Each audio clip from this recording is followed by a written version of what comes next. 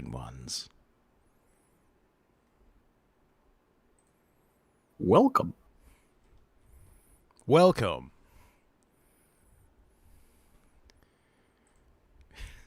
Computer, can I say the word welcome in a way that will instantly make me old to people? Yes, I can. The answer is yes.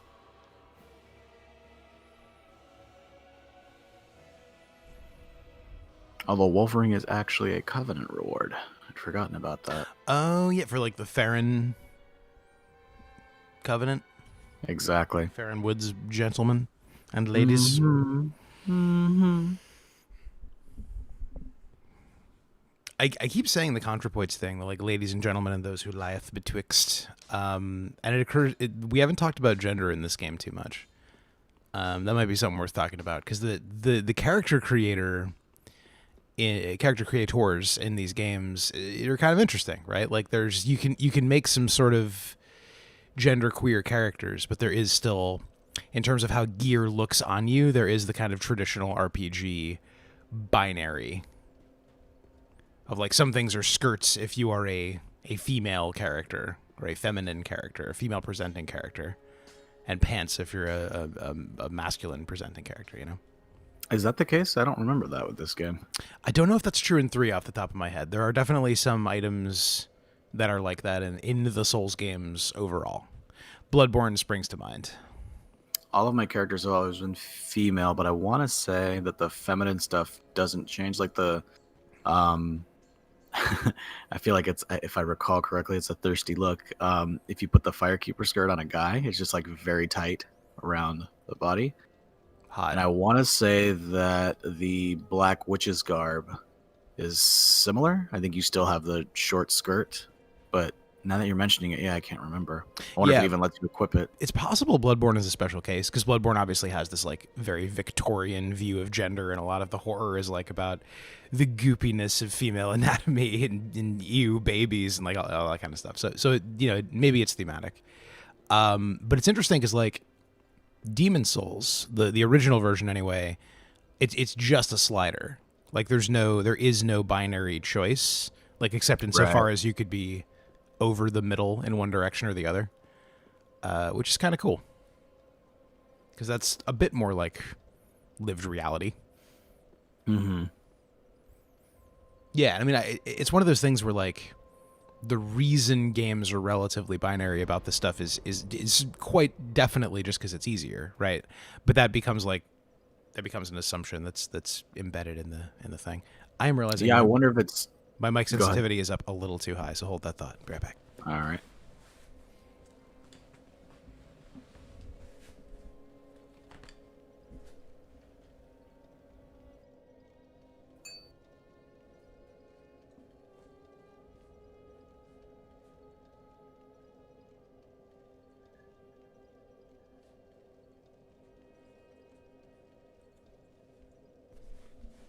All right, come back to me.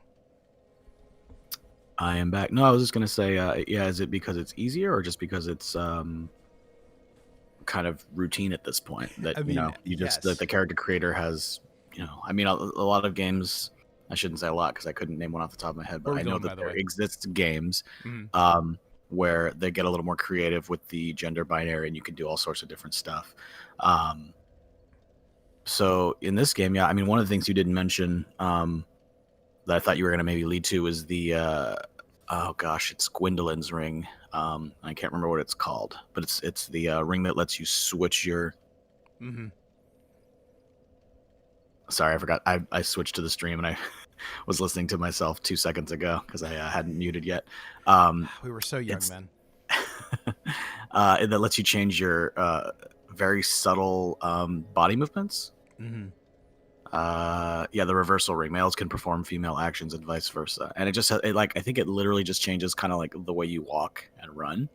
Because those are sort of the only real difference, I guess, in 3 between having a male or female character, right? Right. And so like if you put it on and you're a guy, then I think you sway your hips a little more, and if you put it on and you're a girl, then you're just a little more, I don't know, squarish in your walk.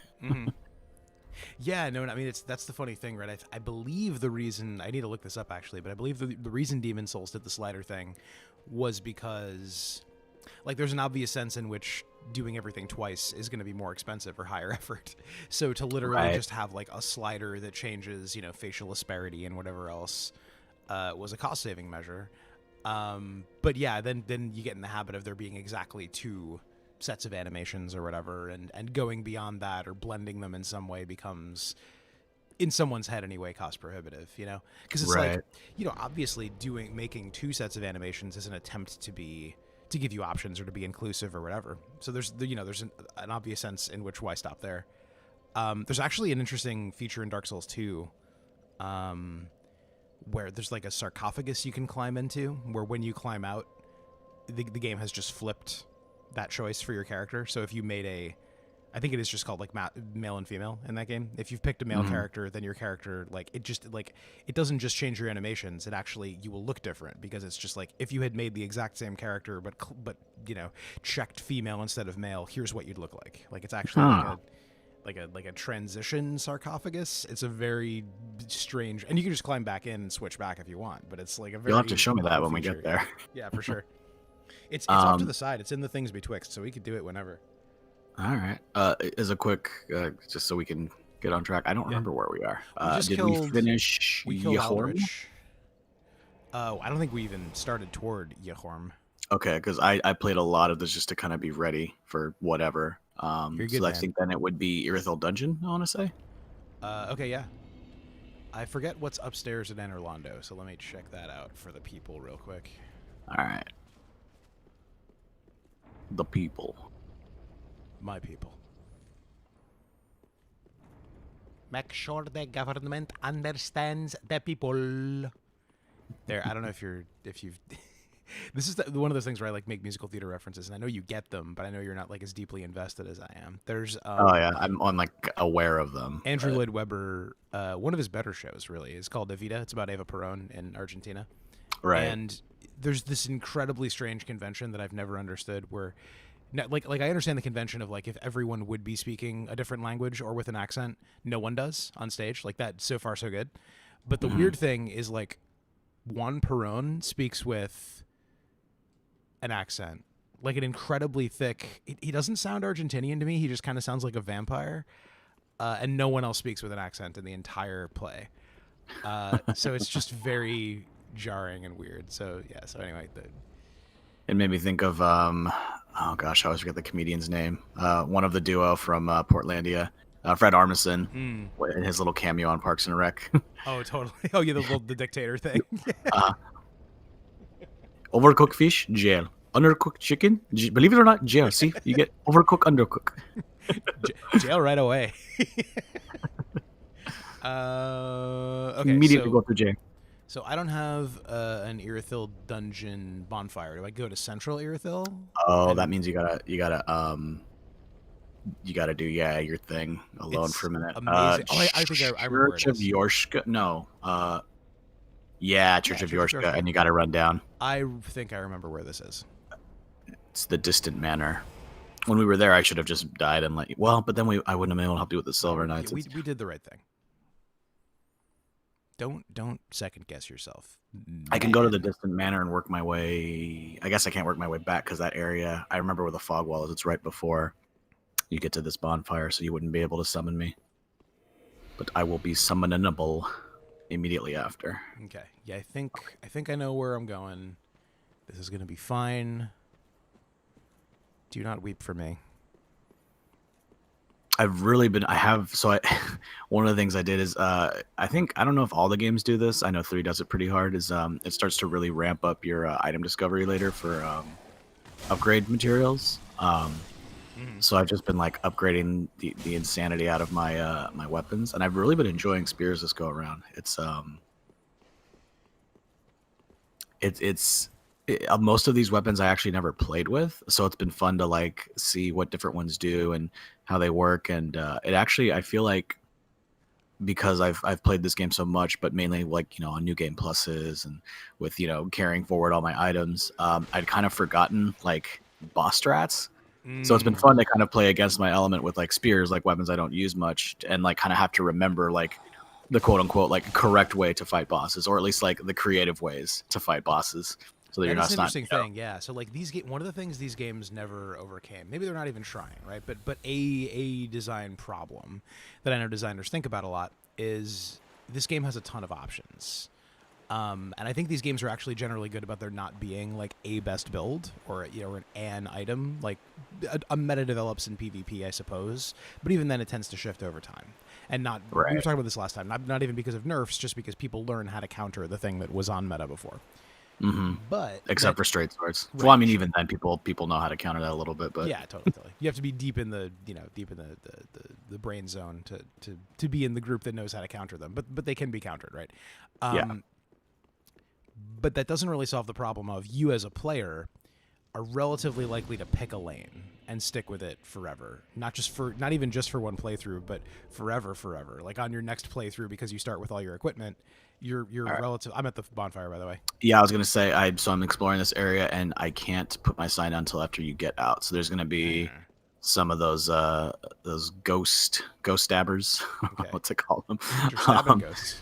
Stabbing ghosts, and there's gonna be one fire which you have to deal with, and then once you get out of this little manor, then I can be summoned. Okay.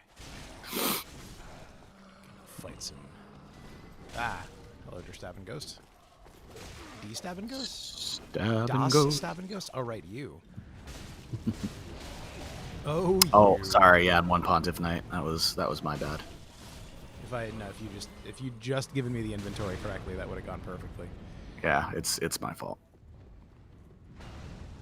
It is entirely my fault. Hello, good fire leech. Oh boy. So backtracking a little bit. I mean, it's funny because gender is such a big part of our contemporary discussion when it comes to most things, because it's sort of the.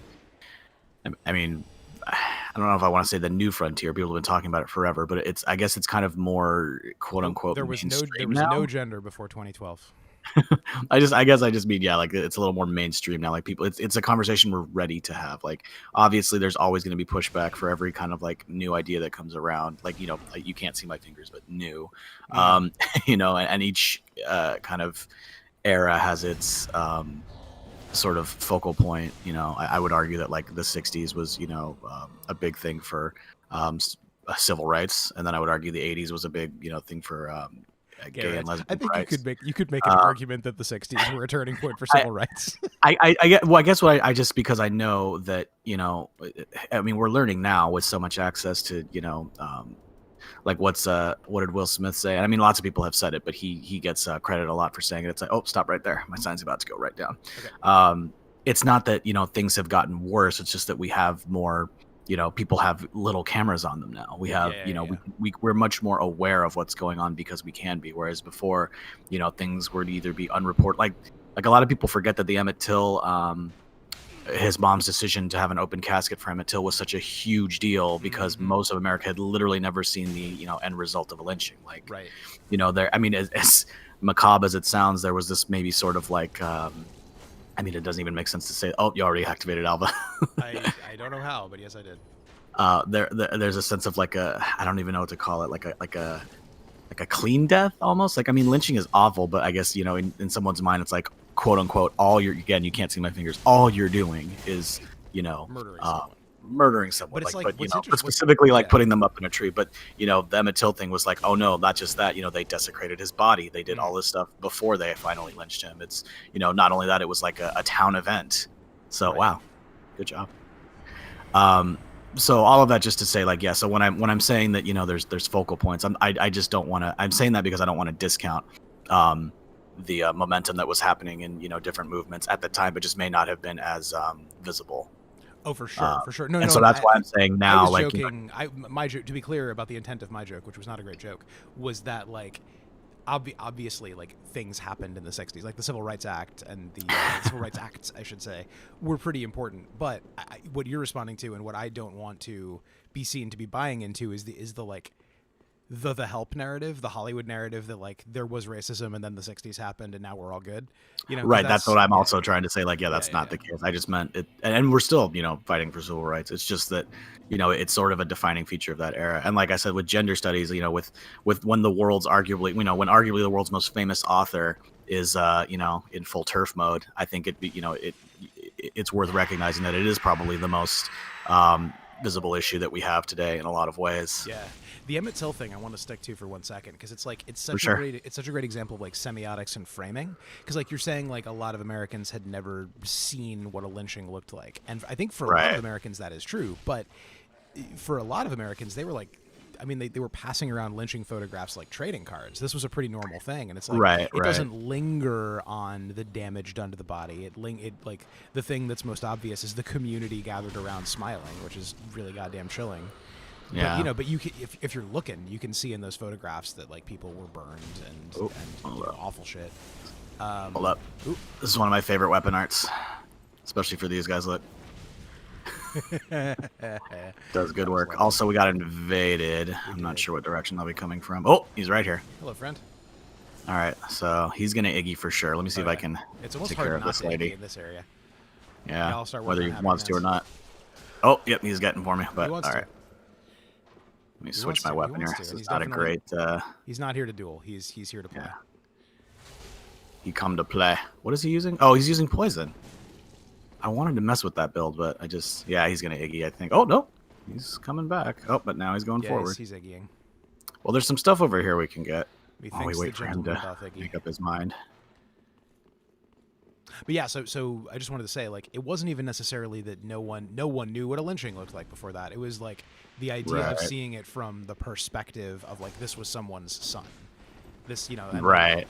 That was what I think shouldn't have been mind blowing for anyone because it's an obvious truth, but like was mind blowing for some people and was a turning point in that sense. In the same way that like I don't actually believe that most people didn't know about police brutality before they saw what happened at Selma. Yeah. But it was just like so visible that like people who had allowed themselves to only half know it. Oh, you got me. If you want to go back to the bonfire, I can. I mean, whatever. I'll try. For entertainment, I'll watch. If nothing else. I will watch. But yeah, people who had allowed themselves, who had the luxury to only half know it, didn't have that deniability anymore. That was the huge difference. Jeez, I am poisoned as F.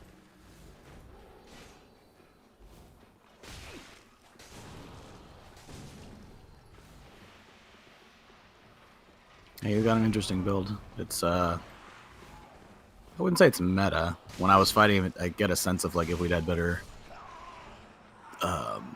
area advantage, he wouldn't really have been as big of a threat. But he's definitely using his environment to his advantage. Yeah, I was really hoping I could get a sneaky parry in on him, but he knew what I was doing, so he just like, Well, then I have the what is it called? Shade Step, I think, is it's pretty good. Yep. So what were we getting back to? Well, we got a little bit sidetracked by Emmett Till, which is easy to do because it's one of those things that, if you're at all awake to the world, you just kind of go, ugh, and like it takes over your whole being every time you think about it. I'm at the second bonfire, by the way. Second? Yeah, I'm there. My sign should be right there. Equipping my gargoyle flame spear.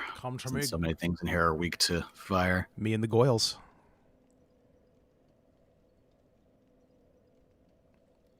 Yeah, but you were saying in the same way that the 60s was an inflection point for civil rights, racial justice and all that. The 80s were kind of an inflection point for gay rights or LGB rights. And we're now in a somewhat similar moment for the T part of that equation. We're talking about gender in the same way that the conversation about race and then the conversation about sexuality or sexual orientation got forced because there was for various reasons both obvious and not obvious, it became impossible not to talk about it. Right. And I guess so that was just all a really, really long lead into what you were talking about, which was, when we talk about stuff like gender and like these games, I'm always sort of curious because I feel like there's a lot to unpack in a very sort of roundabout way. Like, I don't think this game or lots of games for that matter really address gender head on. Yeah, they have assumptions baked in. That's kind of where I was going originally, right? Like things that were just because it was technically the easiest thing to do, or it was like it became an industry standard, like like gender being a binary in most character creators. I don't think that's the creators of most games taking an ideological stand for traditional gender roles. I think they're just doing it because that's what you do, and if you haven't thought about it, you're going to follow the convention. And that doesn't make it okay either. That doesn't make it apolitical. It just means like it's more about baked in social assumptions than about specific creative intent. Oh. Ooh, hello, friend. I can do nothing. Yeah, no, he's warming me up. That's why I have this flame spear equipped, so he can be on fire. Oddly enough, that doesn't do it. It either didn't do anything with the worms, or this weapon actually functions as a real lantern, which is kind of fun. Damn son. I think I might do a heal. Do you want some? I don't know if I need it. Oh yeah, I do need it. Yes. I'm always appreciative of people who can like kind of look into that stuff, or look toward that stuff, because I don't feel like it's always for me like as inherently obvious. Like as a male, as a black Latino male with gay parents, I'm very hip to a lot of issues, but like I don't think I have anyone in my life, or at least not in my like immediate circle, who is trans or who is gender questioning. Like I have a cousin, but I never see him, her. I'm not even 100% sure what his or her preference is these days. So for me, it's just not as there's nothing in there. This has always been kind of an interesting thing. Like it's just I mean, whatever. We're here. Oh, I need a torch equipped or some kind of fire or something. Oh, he got that. So there is something. The worm monster drops a great magic shield. That's the spell? Yeah, the spell. Oh, okay. I don't need that, so I guess I don't regret not doing anything. Do you want me to drop my torch? I'm trying to see if I have one, and I think I don't. How do I not? Because the other thing you can do is use a blood red moss clump. I think that gets rid of him. Am I going to die as soon as this activates, or am I just going to lose a bunch of health? Well, let's find out. A bunch of health. Yeah. That's not the end of the world. Oh, but it keeps going. I gotcha. It keeps going, until the effect wears off. I do have some moss, so let's take one and put the others on the belt. There aren't too many of that enemy here, but there might be enough. So I guess that's really my long-winded way of saying, like, when it comes to examining gender in this game, I'll let you take the lead, because I could comment on some stuff, but I don't quite know that that's a thing here as much. I mean, like, this game even has kind of the absence of a Gwendolyn-like figure, and I can't think of anyone who Gwendolyn is almost unique in the series. There isn't a ton of trans representation in the Soulsborne games. Yeah. I can't think of another example off the top of my head. There's ones you could read that way, but like Gwendolyn, it's like canonical, Yeah. And exactly how you're supposed to read it is arguable, and maybe comes down to the translation, where those he's and those she's. Because like in stuff is a little bit different in Japanese. There's stuff that like English is less aggressively gendered than Romance languages or German, but still I think in casual speech a fair bit more gendered than Japanese in some ways. You know what I mean? Like Japanese is really interesting in how spare it can be. It's a lot about word choice and social context, and like gender isn't really a thing in most sentences. Pluralization isn't really a thing in most sentences. You're supposed to get that from context. Yeah. So I do not know, and my Japanese is not good enough to comment on this, but I believe there's a good video about it, which I can link in the notes for this episode. And that's the other part of what I was saying, is it's worth acknowledging when you're commenting on anything, your shortcomings. Oh, totally. No, totally. Yeah, no. I mean, like it's not just that this guy doesn't do anything. I can't remember if he also has an item or not. There's a couple of enemies like that in this game where like it doesn't really serve any purpose to kill them, as far as I can tell. I don't know if they're like, what's the word? Like broken thread lines, or over. Oh, like there was supposed to be more than there was. What is the lore situation with that guy? Do we ever find out? As far as I know, they're sort of just experimental. Like they're obviously supposed to be sort of dragons, but it's interesting that they're in this dungeon. Well, it might make a sort of sense, because I was going to say you access the Archdragon Peak from this area. So they're dragon adjacent, but they're as everyone can see, they're not a threat to us at all. I mean, at the moment, some of them do fight back, and they are equipped with tailbone, like the weapon I was using. Let's in fact read some more. Let's take it directly from the source. So the tailbone spear I was using is a twisted spear cherished by the wretched failed prisoners of Irithyll Dungeon. That's interesting. Failed prisoners. Crafted from a feeble tailbone and seen as a sign of the dragons, their screams are oft heard inside the dungeon as they naively mutilate their unworthy flesh. So that implies heavily that this is like, if you're in this prison, you're being experimented on to turn you into a dragon. Is that? Yeah, I mean, but the other thing is that I think I'm trying to remember the way up or the way down, because we're away from Lothric at this point, I think. Mm-hmm. But it almost seems like it would make more sense if they were closer to like Oseros. I don't know, because he's not mentioned by name in that description, so I don't know if he has any actual like connection, you know. But you should talk about Oseros when we get closer to there, because that's an interesting character, which like it's kind of it was totally optional. I'd forgotten. Oh, that's true, huh? Because a bit of a Seath the Scaleless callback in some ways, but also definitely has their own thing going on. Yeah. Oh, I got burned. No, I might die. I'm dead. Ooh, I also got burned, and I am also dead. Yep. I forgot how vicious the stun lock is on that. Well, and they hit you with like a little mini curse, I want to say. It's because it causes you to slow down. Mm-hmm. This is they are a little bit of a callback to these really terrifying. There's a jail level in Demon Souls as well, and it's the jailers in that are terror itself. So these folks are a little bit of a callback to that in my mind, and this level is a little bit of a callback to that level. That's funny. So yeah, like I'm getting a lot of the Dark Souls 2 stuff, but I probably will miss a lot of the Demon Souls stuff. And all of that stuff is textural. I mean, like there are textual as opposed to textural references to Dark Souls 2 all over the place, as you're noticing now that you're playing it, right?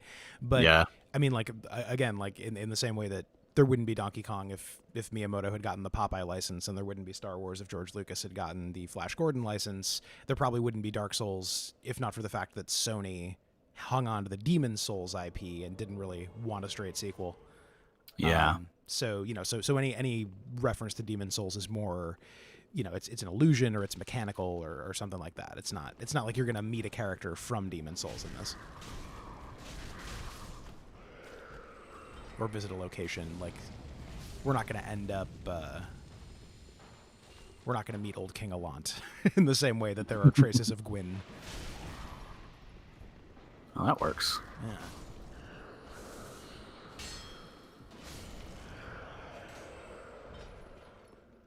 Yeah. We should finagle it at some point though for us to play Demon Souls though, because that's. Yeah, I'll have to decide if I'm going to get a PlayStation 5. It's funny. There's no reason to think about it now because we don't even know if it's a launch title. Oh, hang back up. My health is low. I don't know if yours is. And my bar has to refill. Mine could use a little top off. Well, I just meant because we had that curse, so it. Right. All right, so I think the best option here is I'm gonna kite this one. This is what I usually do when I'm playing by myself, and then it's gonna come up. I'm gonna use the best weapon art for cheesing. Back up. Where's she at? And love it. You'll love to see it, folks. All right, then I'll drop down this one and hopefully not screw it up this time. So that's some interesting. I should look at the item description, but it's Jailer's Robe, Aristocrat's Mask. Yeah. Oop, that's alive. Not the time gotcha. To learn. Stop learning, everyone. Knockdown is so great in this game. It really is.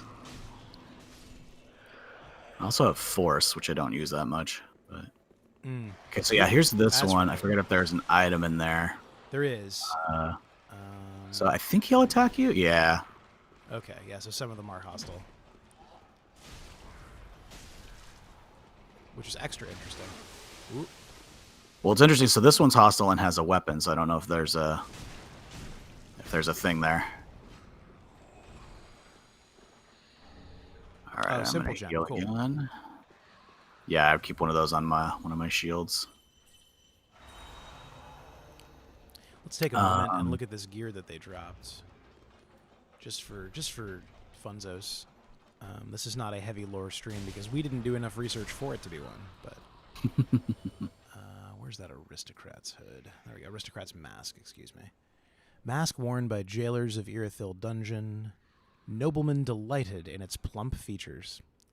The jailers were among the few survivors inhabiting the profaned chapel, later serving under Pontiff Sullivan. Perhaps the screams emanating from the cells help them forget their old home.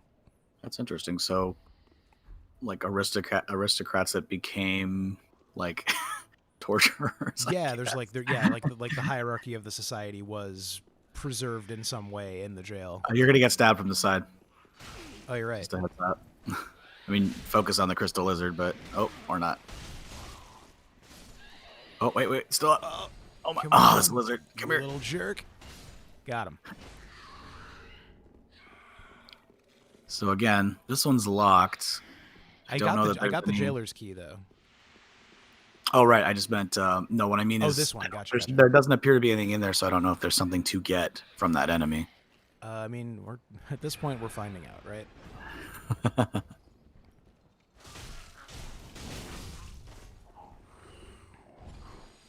Nope, no reason to do that. We are monsters. What is that other like upstairs? That one gate that is locked? We'll be going back there a lot. Yeah, this game is. I mean, I guess we could go back because you'll drop down right here, and then I'd say it's up to you. Do you want to head back and circle around? Yeah, sure. Why not? We'll end up in the same space, so I think each just like an item, but I don't remember. I remember where things are. I don't always remember what things are.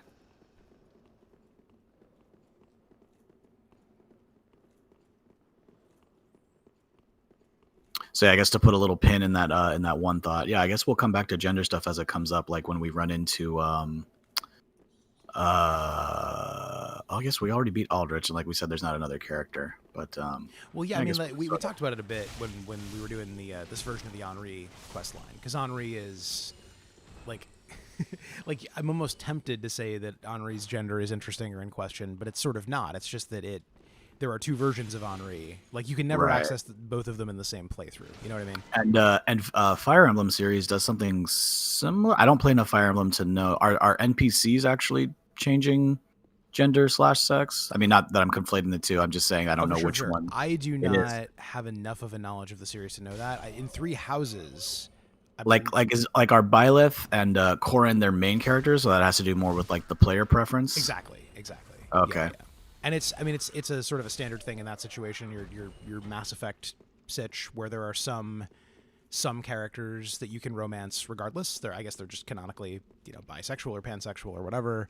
But then there are some that you can only romance as one or the other. And that's whoop. Oh, you fool! Sorry, I thought you saw me charging my heavy attack. You bet your boots I didn't. Hey, we're alive. How did what? Wait, he went back into idle mode? That's. I've never seen. Is that because we glitched and he got both of us? Maybe. Fool me once. Hold on, I'm gonna heal.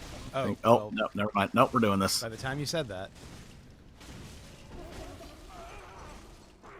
Well, you healed, so this should be fine. That was not a clean kill, but all right, we're alive. That was interesting.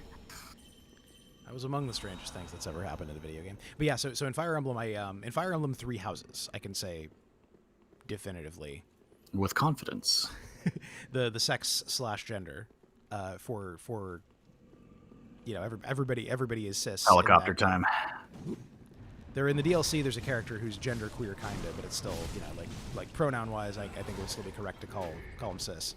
The gender/sex of the NPCs, I think is fixed across the board. It's just the player character that can be different. And I'm trying to think if it even affects anything other than who you can and can't pursue romantically. Yeah. I mean, little things like how people is address another you. thing that's an assumption, right? Mm-hmm. Yeah, no, exactly. I mean, that's the thing, right? Like, if you really wanted to do the content, then especially if you're doing like a high fantasy setting or a medieval Europe setting or whatever, presumably that flip would affect a lot. Like you would have to deal with people's gendered assumptions about you if you're playing a woman. I think There's a crystal lizard here, but I think he just ran off because I don't. Oh no! Okay. Yep. Oh wait, and he's on the other side of this. Yep. Oh well. And you know what? I messed it up. So we have a couple of options here. We could drop down. The giant is actually easier to fight when we're just messing with his feet. Mm-hmm. I'd say it's kind of up to you. Yeah, whatever you're thinking. I like. All right. Do you have a silver cat ring or maybe? Because then the other thing to do would just be to go around him. I do have the silver cat ring. I mean, it's kind of a. Yeah, let's just do it. I have the silver cat ring equipped too. Oh, there are rats. Thank you for the reminder. Here be rats. One thing is, if you can kind of just dodge them, his attacks will kill them. Oh, smart. So he'll kind of do the work for us, so you don't have to be as focused on them. I'm not quite sure what he's going for here. Oh, he was going for stepping on my face. Hot rats. Hot rats. But yeah, so I mean, a lot of games end up in this, like, it's not an invalid thing to do, right? To build a fantasy world where there is more gender equality than there, in fact, would have been in medieval Europe, or even than there is in modern day us world. Which is kind of what Fire Emblem's going for. Like, there's some characters deal with gendered or sex assumptions, but in general, like in this world, men and women both fight and can be officers and whatever. Like, it's.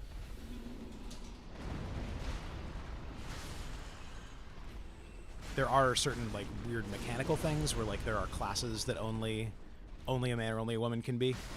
That was a thing in Tactics, too, I seem to remember, and I haven't played enough fantasy games to really know how prevalent that is or isn't. I think it's a pretty normal thing. Like, I think, I want to say men couldn't be dancers in Tactics, and then women couldn't be, I can't remember the male equivalent class. I was going to say bards, but I'm pretty sure you could have female bards. Men can totally... Hey, Pixel. Pixel, trying to get Pixel to go outside. Pixie, it's okay. She don't want a potty? She's been weird about the yard lately. I think Bowie played too rough one day, and now she's like, the backyard is hell dimension. That's where it happened. She went out earlier, love, so she may not want to at the moment. They both did, yeah. So one of these is the shortcut. I just can't remember where. This might be it. I didn't see where you went. Oh, sorry. I'll come back. I am the glowing golden person. Oh, that's you. Okay. Gotcha. I thought my other glowing golden friend was here. There's two paths here. I'm trying to remember. Oh, you know what? We want the other one because the other one's a shortcut, I believe. I will say, we get that first. In Three Houses, I think in Fire Emblem in general, men can be dancers, and it's often quite delightful. I mean, you get the beefiest or the grumpiest dude in your group, and you get him to learn that class. Sometimes both. Sometimes both. ¿Por qué no los dos? But there are other just weird ones. Like one of the kind of end game classes in Three Houses is the Gremory, who like is a master of both schools of magic, basically. Nice. And only women can be Gremories. And I don't know. I mean, like, I'm sure it's explained in one of the Fire Emblem games, but in Three Houses, it's just a fact of life. And it's, they wear cool dresses. That ain't for you. It's just kind of an assumption. What's up, love? But men can do magic. There are lots of magic-y classes that men can be. Just not as well. Yeah. Well, I mean, yeah, that is the assumption. Yeah. And that's what's interesting, right? Is a lot of times they draw these weird like lines in the sand over more like semantics than anything. It's like, well, historically these people did this, and so. Well, historically, no one was a Gremory though, so like that's. No, that's my point. That's what I'm saying. It's not. Exactly. It's not even like real. It's just like when I say historically, I'm using the term loosely. I'm referring to like. Oh, I know what you're saying. Yeah. Well, a lot of it comes down to like, could you do it in D&D? Right. Which even in the tabletop world is kind of the wrong question to ask. All right, here we go. Spinny spin. We're talking about gender in games, love. Oh, boy, I'm dead. I should say I'm not even the biggest Three Houses fan in the house. So like, Byleth is the only character who can be either male presenting or female presenting, right? Everyone else's gender is fixed. Yeah, that is what I thought. Lauren can. I'm guessing. Oh, cool. Wait. Byleth's gender's fixed? No. Byleth's gender's the only one that is not fixed, because that's the player. Oh, it's not fixed. Okay, yeah. I was like thinking. I mean, my knowledge of Fire Emblem is relegated only to Smash. So. Right. I put my sign down right at the top of the. Actually, I can just come down and meet you, I guess. And I can just come up. It's fine. Well, I'm just saying then you don't have to wait for the elevator animation. Okay. I mean, we'll then come down. Why don't you? Wait right there. Don't step on it. But what if I do? Okay, and it should appear right in front of you in just a moment.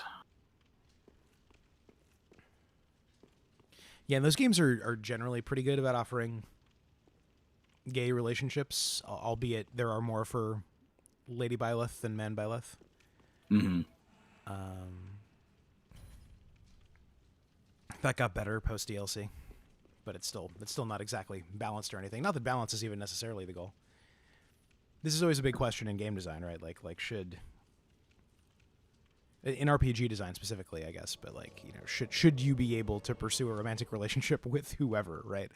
I guess I'm of the school of thought that there's no special reason not to let you try. You know what I mean? Like if you've made the decision that this character just has a different sexual orientation canonically, then, you know, I think designers don't go down that rabbit hole, because then the player has to get rejected, and this is a power fantasy, goddammit. So I think that would actually behoove a lot of players to have to deal with.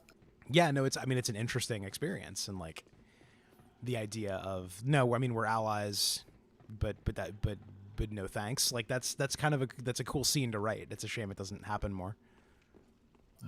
Is there anything here? Oh, here we go. Yeah, over here. Oh yeah. I think there's an item over there, but then we can get back to the top through there. Okay. How confident you feeling about your jump skills? Very not. And so that's easy enough to fix. You just go and back up the ladder. Yeah.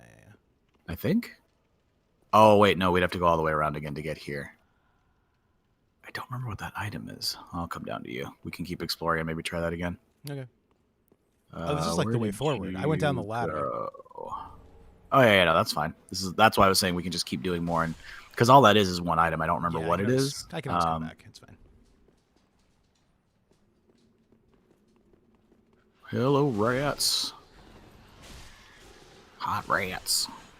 I want ratty.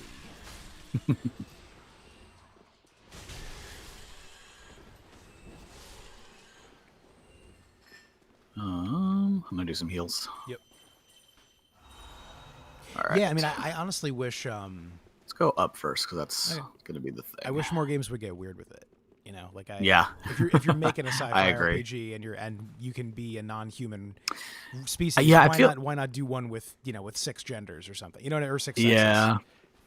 I mean, you're already doing that's the why I always appreciated oh god, what was her name in Mass Effect? She was waifu. Which the scientist. We're gonna have to be so much more specific. Oh, the scientist. She was my favorite.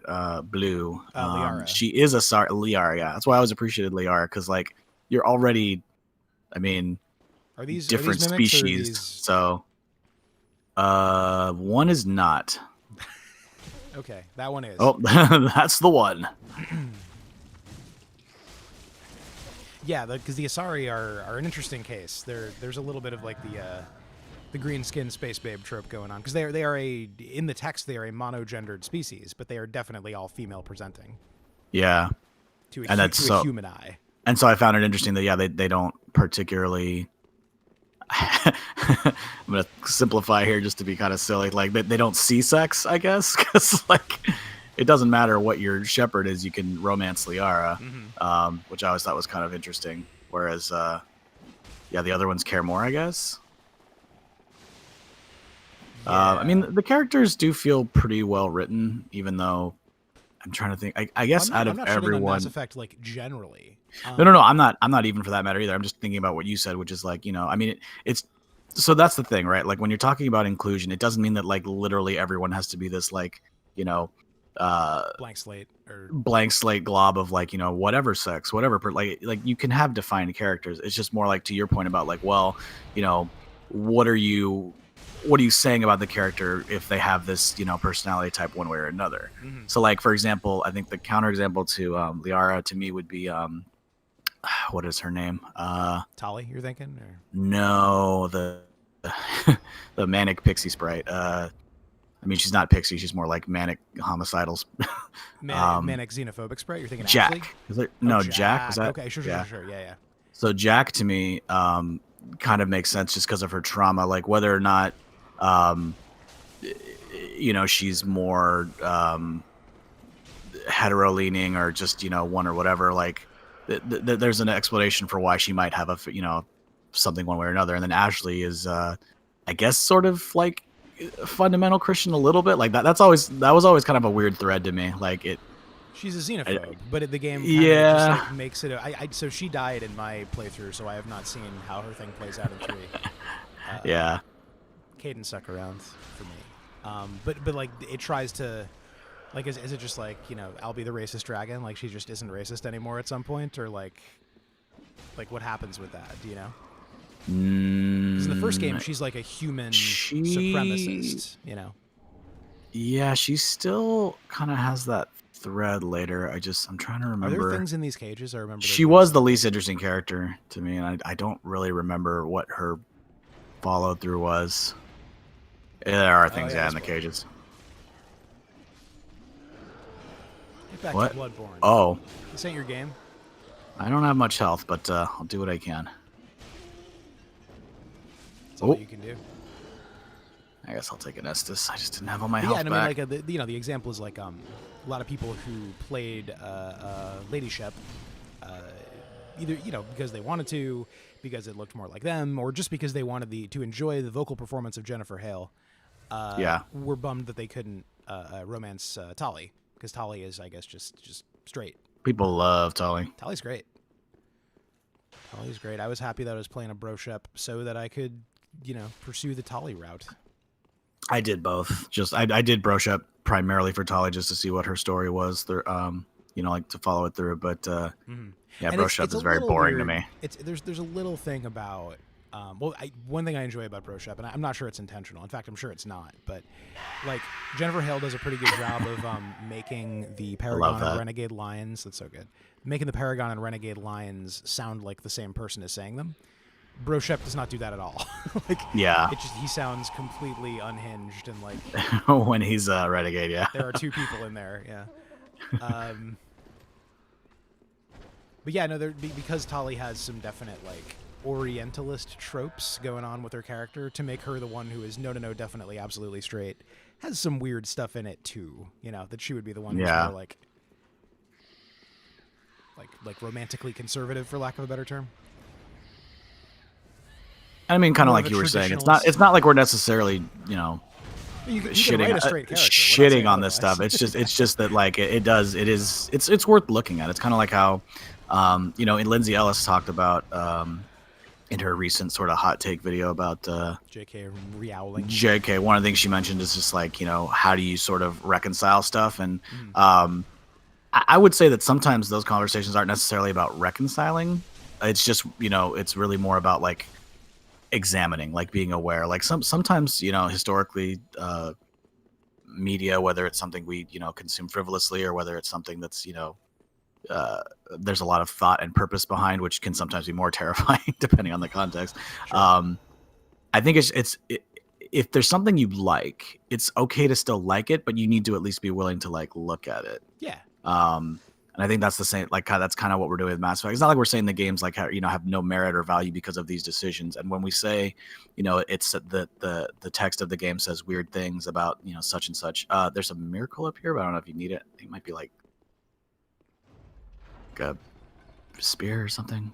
I don't know. You want to get it? I mean, why not? I will bring this back down. Ooh, is that the buff? That's a blast. That's actually the buff, yeah. Yeah, I'll use that.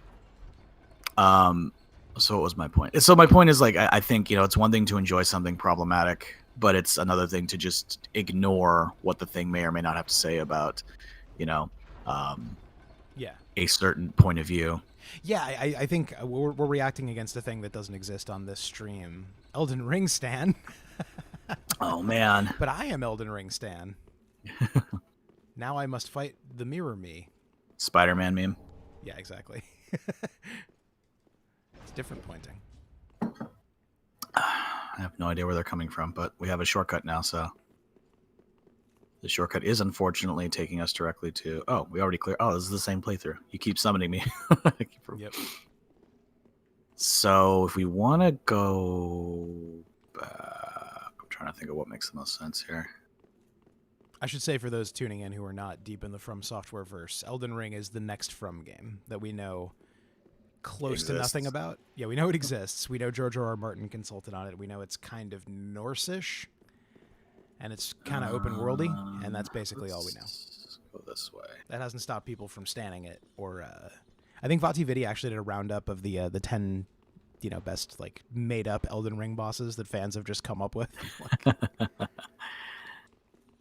That's a big part of the culture at this point, right? The speculation and the. God, I love how connected everything. I know this is probably your least favorite, but like, look, you can see the profaned capital from here. Why would that be my least favorite? No. I know this is your least favorite game in terms of it doing that, connecting the maps, but I love that it's still present. Yeah, for sure. I don't know. I know Dark Souls 1 is your...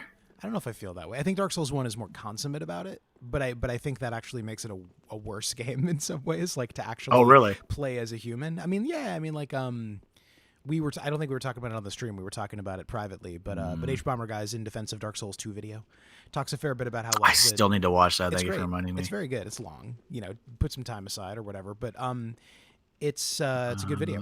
But one of the things he says is that like the interconnectedness is definitely a triumph. You have your Silver Cat ring on? Yes. Let's just go try that thing again. Okay. I think we're almost done here, so. Yeah, the interconnectedness is great design, but it's also a bit of a bummer to actually play, like to have to schlep from place to place and not have fast travel in any form until halfway through the game and all that. It's not necessarily actually like it's interesting to play. Like I don't think it's straight up bad. I think it's part of what makes that game feel the way it does, but it doesn't follow that I then want to do that in other games. Like it is better that these games have more fast travel now. It means you can't create that one very specific experience. Bloodborne probably combines it the best. Yhorm feels like a very whole place, Yeah, and I do remember that the fast travel in Bloodborne felt kind of funny because like you have to basically reset at the same spot every time. Sure. Like I think because you can't travel between places, right? You can only go back to the... You can't go lantern to lantern. You have to go back to the dream. Yeah. Right. That's and I mean, really, that would have been a non-issue if it weren't for like loading screens. Right. Which, oh man, the loading screens in that game, especially at launch. Yeah, I didn't play at launch, so I don't have that burned into my memory. But I've heard tale of the stories. It was only when you warped or died, so luckily it's not a game where you die much, so it didn't come up very often. Just go through one of the windows. I'm right here too. Oh, you jumped back. Like, I thought this and you fell.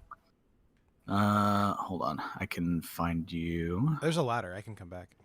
No, I'm coming. Wait, I just saw you. Oh, yeah, you're right there. Okay, so actually, yeah, no, this way is the way forward.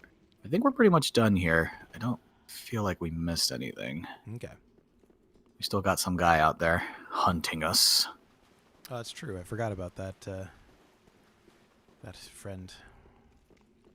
And I think you're caught up on Siegward, which we were talking last night a little bit about treating characters as a little utilitarian versus just wanting to help characters in games. Mm-hmm. But the reason to see the Siegward thing through is because he's got a Titanite slab for you. That's a good reason. I mean, that's part of the reason to see it through in Dark Souls 1, too, even though that is also one of the better told side stories in the game. Yeah. Yeah, so the conversation, we should let the viewers in on this, but like we were talking I was going to say we should lead into that. Yeah, intrinsic versus extrinsic rewards, right? Like how much is your reward just like that you see the story through and you have the experience and you fight the fights and all that, and how much is your reward that you level up, you gain points, you gain gear, you get a mechanical advantage in the game. There's an argument that I don't buy completely, but I definitely buy into partly and understand deeply, which is that I think he just offed himself. Oh, okay. Yep, just got some souls. The argument is that putting in extrinsic rewards inherently... Wait, what? Was there another one? I don't know. Argument is that putting in extrinsic rewards, like an XP boost, inherently makes the intrinsic rewards less punchy. Yeah. I think that is absolutely true sometimes. I don't know if I'm willing to say it's true across the board. We were talking about this in the context of Ghost of Tsushima, where I went in not knowing about the fox mechanic, where you find fox dens and the foxes lead you to little culinary shrines. So I got to experience it as magic, and our friend the mysterious Ian K was kind of like, that's not going to be as magical the 10th time you do it in order to be a completionist. And like, that's true if that's the way you're playing, but you don't necessarily have to play it that way. I don't know that knowing someone made it inherently makes it less cheap, or knowing that there's a mechanical advantage. We should note, by the way, excuse me, those who are not necessarily plugged into Dark Souls 2 often cite this as the only overt Dark Souls 2 reference in Dark Souls 3, which, as we've discussed, it is not. But I mean, you're wearing something that's overt, right? But this is Laddersmith Gilligan from Dark Souls 2, and he's dead. I don't know if I have the lay down one. Do I not? If you examine him or got his item, I think you should get it. Oh, nice. Did you not notice just now? I was too busy talking, to be honest. Yeah, there it is. Haha. Pour one out for Gilligan. Let's just chill with our buddy here for a minute. I see you disappeared into the rocks. Yes, me as well.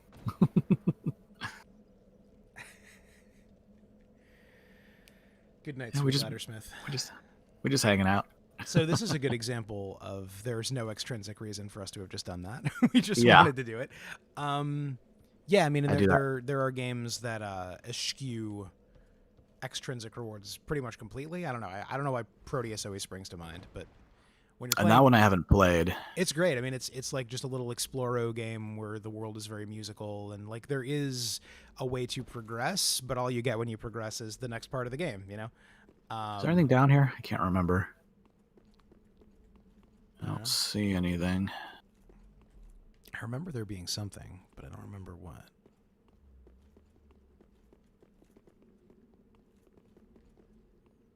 Maybe not. Maybe not. I think, is our guy still with us? Oh, yeah, I guess he would be, huh? I'm pretty much out of Estus, so like a reset would be nice, but if he's still around... You can't do it anyway. Oh, the other one over here offed himself. That's funny. I mean, we could at least get some crystal lizards, I guess. No reason not to. Carrying kind of a lot of souls, but whatever, we'll get them back. Let's go over here. I mean, unless he decides to follow us to this area, I would be very surprised. I don't picture that happening. I don't know. I don't know how the mind of an invader works. Yeah, I don't think you or I understand very well now.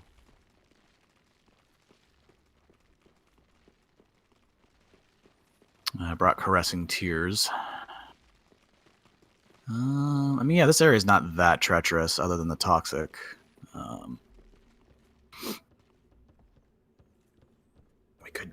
We could just keep going. That's fine. I mean, like I said, I can't heal, but maybe we won't need to.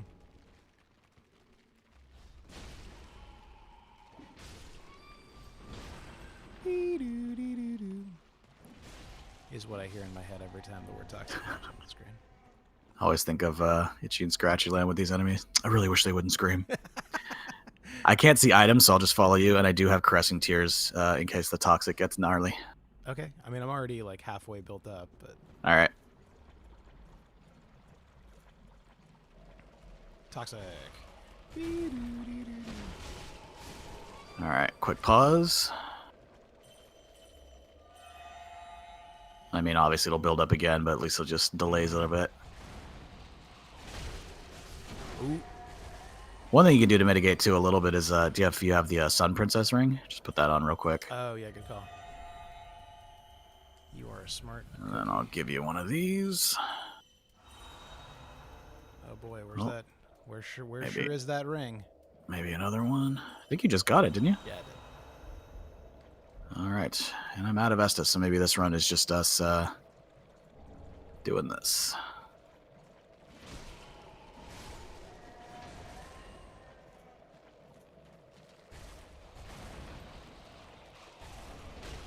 Oh, this guy really wants you. He does.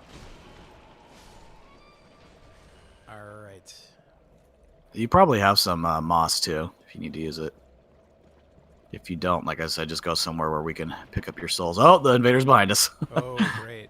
Good timing. Yeah, good timing. I mean, I'm basically just about to die anyway, so. He's the Elden Ring stand, though. What? Oh. I ate the moss and died anyway. What a bummer.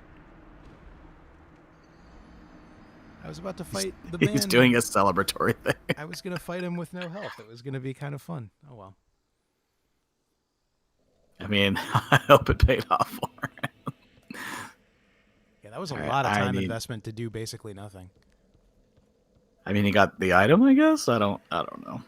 I guess. I mean, streaming of this game is still definitely a thing. Mm-hmm. I mean, case in point. Right. Profane Capital. Coming to you. Okay.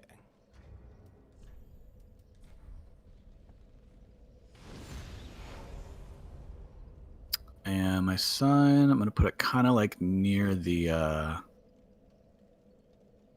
excuse me, the, I don't know what you call this. It's like the little block of wood that kind of extends out.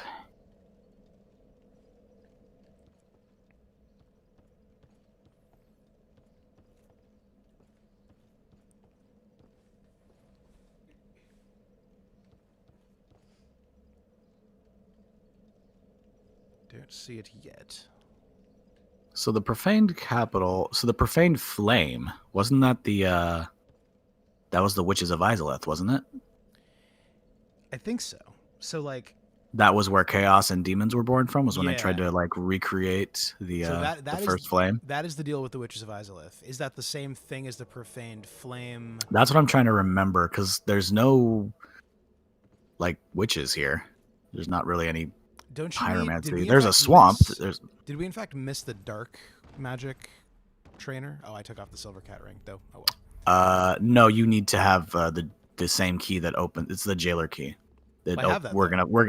No. It's sorry, not the jailer key. It's got a different name. I don't remember exactly, but it's the same one that opens up for that's our good friend Siegward and Carla. Yeah, that's right. Carla, that's her name. Wow. Sorry, Goyle. Yeah, right. So yeah, the idea of dark pyromancy is seeded in Dark Souls 1, but I don't think it's like it's mostly not a thing you can mechanically do until this one. I mean, like Dark Souls 1 and 2 have the dark pyromancy flame, which scales on, hollowing or humanity or lack thereof, as well as the buildup of the flame itself. But so it wasn't related to intelligence faith at the time? No, so like the whole deal with pyromancy in the first Dark Souls is that it's like your oh shit growth option. If you're, because there was no respecking whatsoever in that game, right? So like if your build was going badly, pyromancy was a way to build up power that was completely not stat dependent at all. Yeah. I forgot about that. So even regular pyromancy was related to humanity in the first game? That I don't remember. I think like if you were using the regular pyromancy flame, it was truly just like the power of the flame, like how much of you power.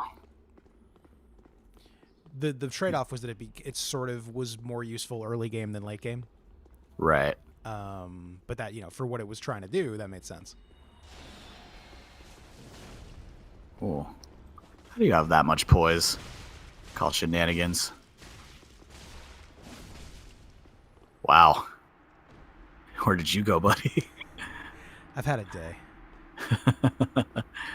So I believe the ring that you want is over here. All right. Well, there's an item here, so I want it. I mean, do that too. It was some poison arrows that I will never use. I regret my decision. We're going to do it all. I want it all. Whoop. Do I drop down to get it, or you mean it's over there?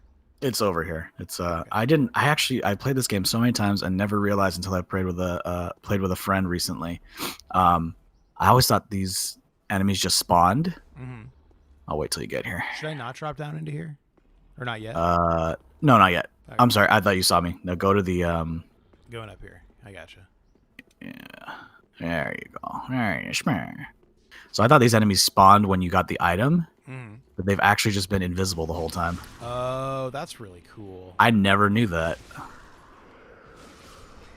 That's so sinister. It's quite sinister. No, because it's that thing of like once you can burn one bush in Zelda 1, every bush feels burnable. It's like how many invisible aristocrats have been watching us? So what is that one called? That is the Jailer's Key Ring. Okay, Jailer. There you go. As opposed to like the Jail Keeper's Key or whatever. Mm-hmm. Now we can unlock all of the doors in this goal. Or cowl. All right, so here's the funniest jump you have to make in the game. Oh, right. Oh, this is so good, this part. Nope. All right, let's keep count. 1. You just did it. Stand here and taunt you. 2.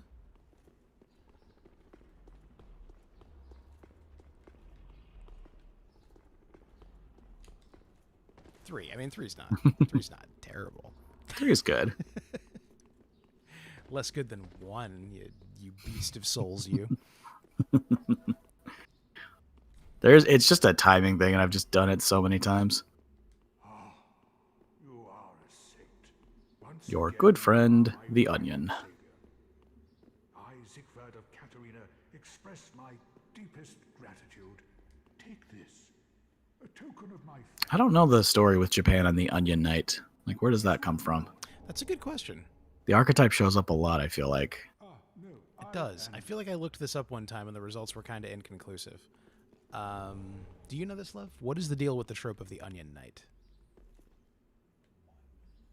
Because you love Song of Ice and Fire, and it comes up in an extremely different form there. I guess he's an Onion Knight because he smuggled onions. The two things may have nothing to do with each other. Well, like an onion, yeah, the Onion Knight's a class in tactics too, right? Like it's... Yeah. I mean, well, in the later tactics, yeah. Yeah. Where does that come from? Yeah, we got to look this up. Are you watching the chat? Is someone telling us right now? To deal with. I mean, we never announce these, and we do them in the morning, so no one's watching. Who am I kidding? But those of you who, anybody watching the archive, if you know the deal with the Onion Knight, send me a tweet or something. These guys are a weird enemy. Oh. I've never been able to tease out what their lore implication is, because they take your souls. They have a lot of hands. Mm-hmm. They're like the only enemy that I know of that's just so dangerous in terms of their... Oh, yep, got me. Oh, I am dead. I don't know if you want to fight it alone, but it can be done. Just dealing with a mimic. Oh, shoot. I didn't see that you activated the mimic. I mean, I shouldn't have. Oh, right, these things. Yeah. It's like hand babies. All right. Well, since I cannot get to you, I'm going to take, I think, a quick bathroom break. That's cool. The people will be entertained by my failure. So many fingers.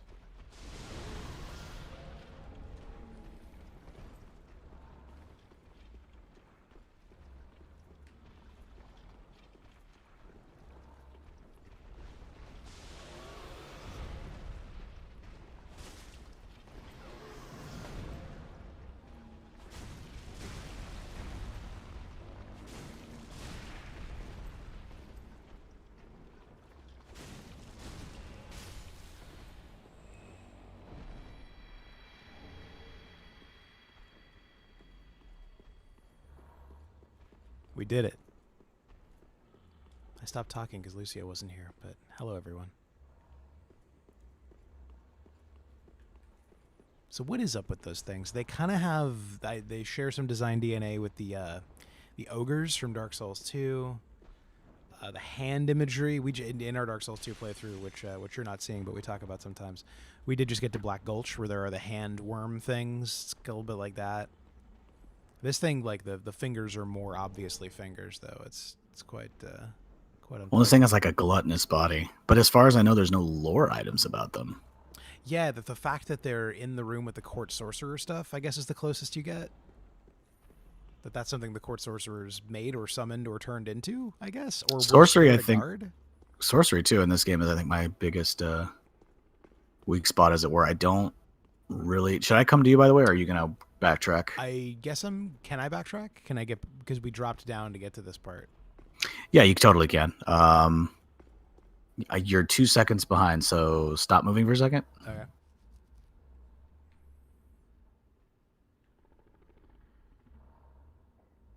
Okay, so back the way you came where you fought the hand dude, just follow that line all the way through, and you'll come back to where the main path is. Okay. I'm going to be commenting on 2 seconds prior.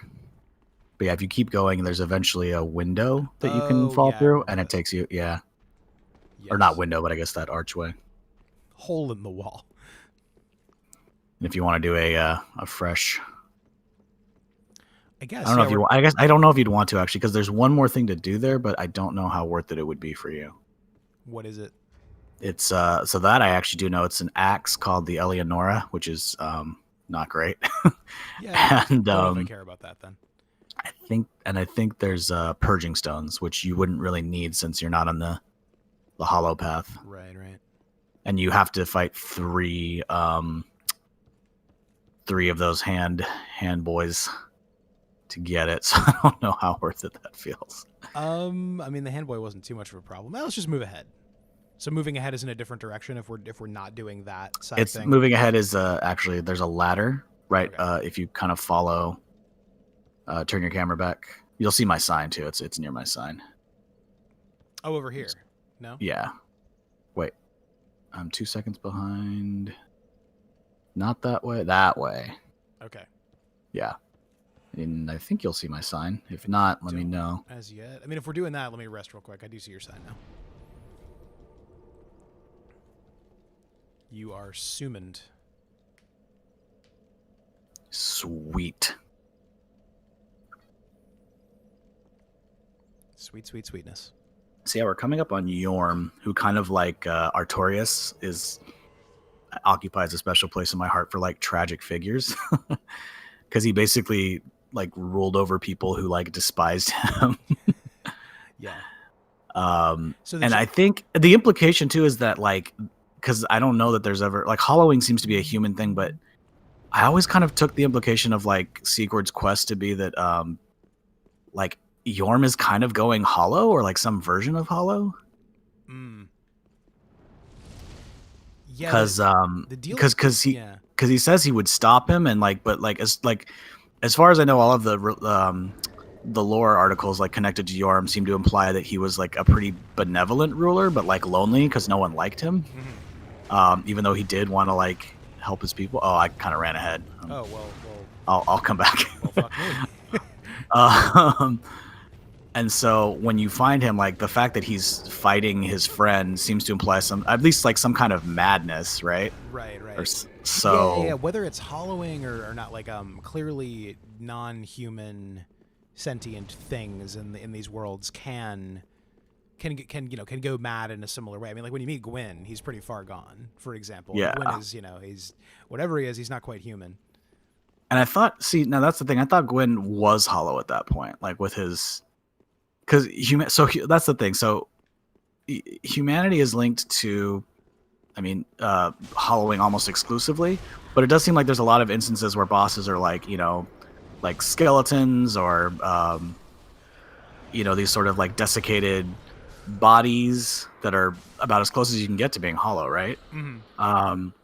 So, do you think, because obviously a lot of thought goes into this game about like, the way characters are like represented and, what that means. But do you think that's just like an oversight? It's just like an aesthetic consistency?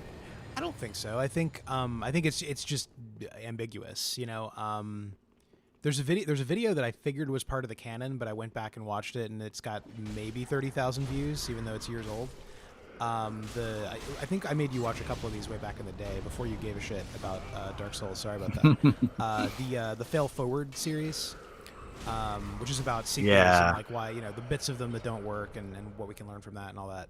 And one of the big things in that video is that in the first Dark Souls, there's like this pretty coherent metaphysics. It's a read that I pretty much buy, that like souls are what make you alive, but humanity is what gives you a will. Oh, there's items over here. Sorry, I was just waiting because I don't need to run all the way over. So things that have no humanity but gigantic, powerful souls are naturally going to resemble hollows in some way because they're extremely alive but not very sentient or not very aware. Would be the way that would explain it. Now, what exactly humanity is / does, and what will is, and how it affects hollowing gets way more complicated. Wait, did you not get that item at the end? Oh no, I didn't. Sorry. I will follow you. Then. Gets way more complicated as the series goes on, I think. Yeah. And again, because yeah. I was just gonna say the competing theories about what the dark sign is and what humanity is, and like what humanity's natural state would look like without the dark sign or without the interference of Gwyn and his ilk is, I think, up for grabs a little bit. Right. And so then, yeah, just where it comes into play here is really fascinating to me because like. Well, this is like the I said, Giants, Yhorm doesn't seem to appear like hollow, but he's definitely like aggressive. So there's some sort of something going on with him as far as like, the state of his mental health. he's surrounded by a dead city, but he's still on his throne. He seems to have the other people that we're pursuing given up on linking the fire. So. Yeah, the fact that he linked the fire, I mean, that really just hints at, because he's not human, and what is his investment, Like, he's sort of like Artorias is why I like him. He's like this very noble character who we only get an inkling into his deeds as far as, through Siegward's, promise and some of the item descriptions. But I mean, I don't know if this makes me a sadist, but I love when noble characters have these sort of really tragic downfalls, I guess, because it just it implies a lot of it's sort of like the anti deep, right? Like the followers of the deep in the context of this game, yeah, or like the monks in Sekiro, like these are people who like sacrifice their ideals in the pursuit of power, and then there's like others who did the opposite, which was like they sacrifice their power or their lives in the interest of like protecting others. And I guess within the context of these games, I just find that to be much more interesting. It sticks with me, especially because this game is so like, I don't want to say nihilistic, because I don't think the games are ever trying to say that, like there's just no meaning, but they're definitely very they're very existential, melancholy. Yeah, existential and melancholy too. Yeah, definitely. Well, it's like the actual meaning of the Nietzsche God is dead thing that people, I think a lot of people want to read that as like there was a dude named God and he died, but that isn't really the point, right? One of the best philosophy teachers I ever had summarized it really, really well. He said like what Nietzsche is saying when he says God is dead is like, hey guys, what if Dad's not coming home? Like, yeah. What if we are on our own and we just have to figure it out, and like the parts of the world that don't make sense might never make sense, and the people who you think of as heroes, by the time you meet them, they might be in a reduced state. Shoot. Whoa, what's up? I forgot my weapon. I might be useless in this fight. Oh, because you can't pick up a storm. No. That's fine though. I mean, you'll have plenty of help. So this is a gimmick boss for those who've never seen it, where you need to pick up an item in the room and use it on the boss. Wait a minute. You didn't get the cutscene. I didn't. That was very weird. Did you exhaust Siegward's dialogue? I thought I did. That's very strange. Am I screwed, or if I die, can we try again? That's a good question. Do you want to die and I'll homeward bone and we'll go from there? I won't pick up the Stormcaller yet. That's fine. I mean, if anything, you'd have to go back and just talk to him, I guess. Yeah. I mean, that's assuming he's still there. I don't know if activating this boss fight moves him. Yeah, I mean, I thought he was already repeating when I left him. I can't imagine, why you would have been locked out of that. I do know that this particular part of his quest is a little buggy.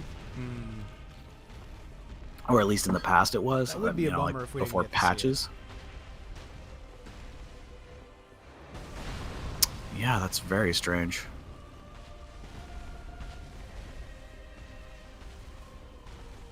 Well, this means you can go get your Stormcaller anyway. Yeah, I have it. That's very weird. The Storm is an interesting thing in these games too. In Demon Souls, there's a boss called the King of the Storm. Can't find an opportunity to use it, huh? Not so much. He is being pretty aggressive. Because I can't run while I'm getting to it. Yeah, this isn't going to work. You could just die? I mean, as long as we're careful, those souls aren't going anywhere. Yeah, I got it. It's fine. I got it done. Let's spend these real quick, in fact. Give the lady some ashes. Wow, how gracious. Passing fine ash thou'st given. Let this ash bestow nourishment. I only Nourishment. Ashen Yeah, that's the last thing you do before you go to the profane capital, so I cannot for the life of me imagine why it would lock you out of that. Maybe I did just miss a line somehow? Yeah, I don't know.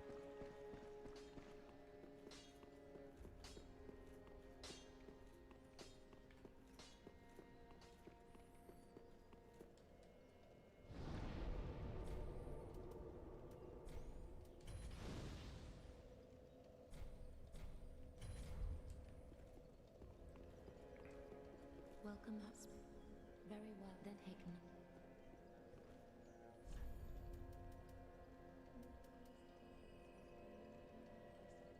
Be good to be able to do this lightning buff.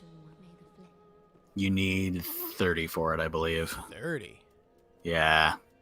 It's not worth You're better off just sticking with the resins. I would think.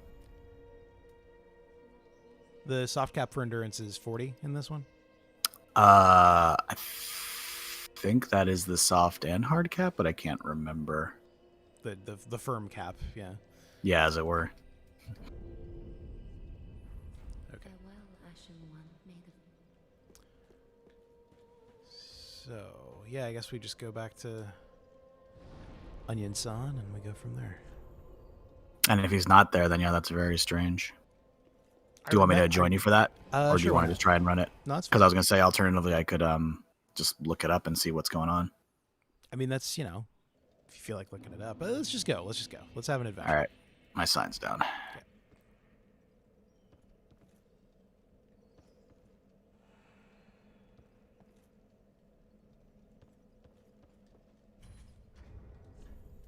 So the one spear that I did use a lot in my first playthrough that I've come back to because I stopped using it after a while was the Dragon Slayer sword spear. I forgot that one's a lot of fun. Yeah, I think I messed with that one a bit first time I played. And it's sort of I don't know if you'd call it cheating when we talked about like our builds and what we were and weren't limited to, but since I'm not using like whoops. Was that the wrong way? No, my silver cat ring wasn't on. you fool. What was I gonna say? Oh, so it's a nice kind of it's like a nice roundabout way of like having a lightning spell because its weapon art is. Good call. Is a thing where I'm sure we're about to see. Yeah, so I can do this. That's pretty cool.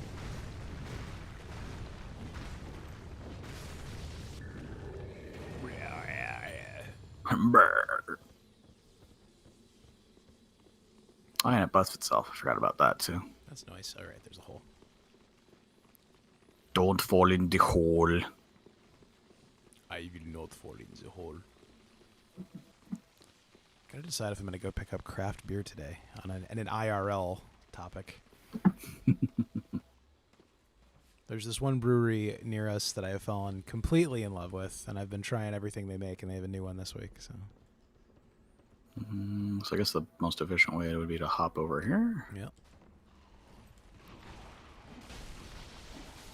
You ever had a Goza? I feel like you might like that style. No, I don't even know what that is. So it's like a German style of beer that it's brewed in a kettle with like a little bit of salt actually. It doesn't like taste salty, but like they do this like it's like raspberry Goza, so it's like fruity and it's got that little bit of bite to it. Yeah. Well, salt is that's funny. I'm doing more cooking now. Salt is an interesting. Lauren I should say it's versatile. The same impulse as the beer garita that white people have been trying to make happen for a while. Oh, that's right. I mean, a margarita with a beer kind of in it or near it is a thing, but but it's. Yeah, but like all in one can. The whole like putting the peanut butter and the jelly in the same jar. Is like, so he is still here. Oh, so I must have just missed a line. Which bodes well. That means I think you can fix this. There's a thing to try at least, although I have to make this jump again first. Hey, 2 that time. 5 total. Hey, friend. Please go on ahead. Duty to fulfill, and very soon. Yeah, maybe that's the line we didn't get. Okay, that's definitely all he's saying. So just mash X for a second. Okay, there's There's nothing else. Just so we're clear. All right. I think I just didn't get the line about how he has a duty to fulfill soon, which that makes sense. That's probably, yes, duty like a poop. Yes, my love.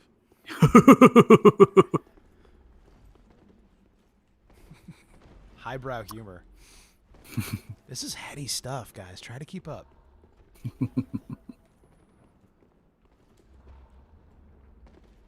There's that word again. All right. Yeah. I was going to say detrimental to the form of the podcast, I suppose, but one of my favorite ways to speak. And I've noticed that you and my mother actually do this the best, are the tangents. The detriment is that I always am unsure where we need to back up to. From. There's an art to remembering that, man. It's important in like interviews. I worry about it less when it's just us talking. You've gotten very good at your form, I must say. Oh, well, thank you. I've noticed that it's more prevalent when we're talking, but less so when you're pretty good at staying on track when you're interviewing. Well, thank you. And ever so often I just get an evil impulse that I can't resist, because it's just like something that I may never get another chance to ask this person this thing, and it's a little risky, but not like it would be immoral, but it might be uncomfortable, you know? Right. He just charged me. Silent Aria. No idea who that is. I vaguely recall this. I think that's an NPC, but I could be wrong. No, I don't believe so. No? All right. I play this game a lot. All right, fair. The question is if they spawned ahead of us or behind us. Maybe I'm fucked up about it because Rhea is an NPC in 2. She's not silent though. So. I wonder if the players homages to that. Yeah, we could just run, I think. Yeah, that's fine. Because at this point we're just trying to do the thing. Make sure the getting's good. Alrighty. Got my storm collar. Here's hoping this works this time. See what happens. No, what?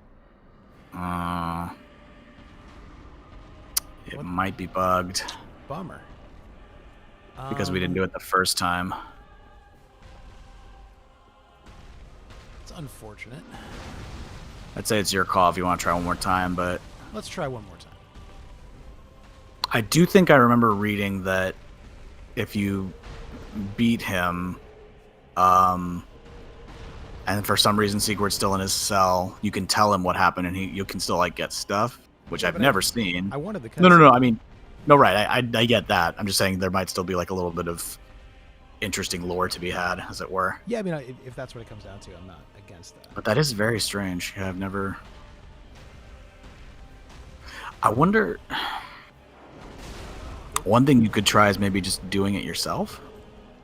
Oh, like without you in the world? Yeah, I can't imagine why that would be a thing. But doing the fight, you mean, or talking to him again? The both if you want, but I was mainly thinking the fight. Yeah, we could try that. Yeah.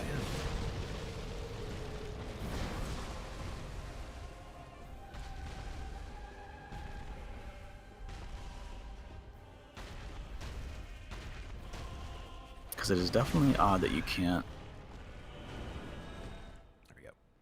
Make that happen.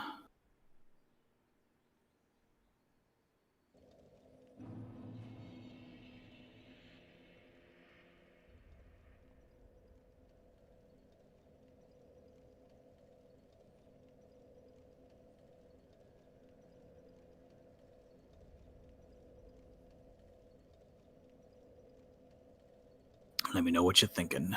I was just reading the article, but yeah, everything you're saying is true. Let me try this without you, and we'll see how it goes. Welcome home. You can watch the stream and offer delightful commentary and make sure the people are happy. From the future? Yeah. Or the past, I guess. The since very, what I'm the seeing very, is the very past. recent past, yeah. More endurance. Farewell, Ashen One. Me. Yes. Yeah. Yeah, I see. May I see it? No.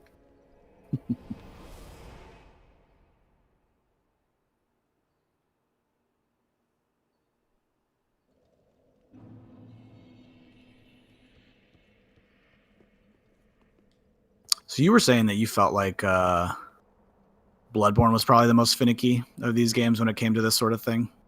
Maybe not in terms of being buggy, but just like what you could miss. Yeah, that's a statement I feel like I need to like do an afternoon of research about to say, but I remember screwing up the most NPC quest lines in Bloodborne. Like even on a second or third playthrough. Just like missing somebody off in a dark corner and like, I hate them now and they're doomed.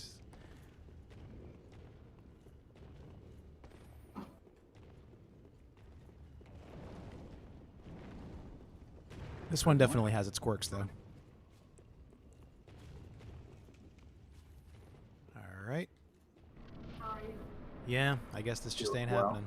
Just playing with Uncle Drew. I love you. I also love the person you're talking to, by the way. Oh, bummer. So it doesn't... Yeah, alright, well, now we'll see what happens on the other path. Because, I mean, I've seen the cutscene, you've seen the cutscene, so let's see if the internet's right that there's another tragic way for this to end.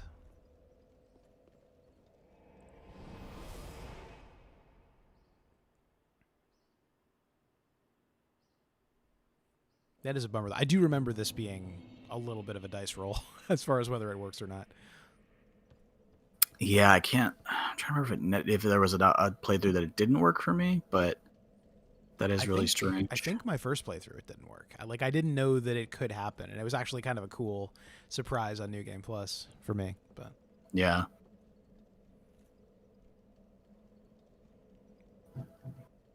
Where's your sign? Should be coming. How will I know you?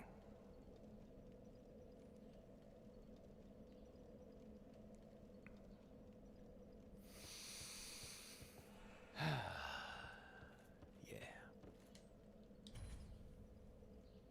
I accidentally went to my Switch profile screen yesterday and saw how many hours of Animal Crossing I have under my belt. How many? 410?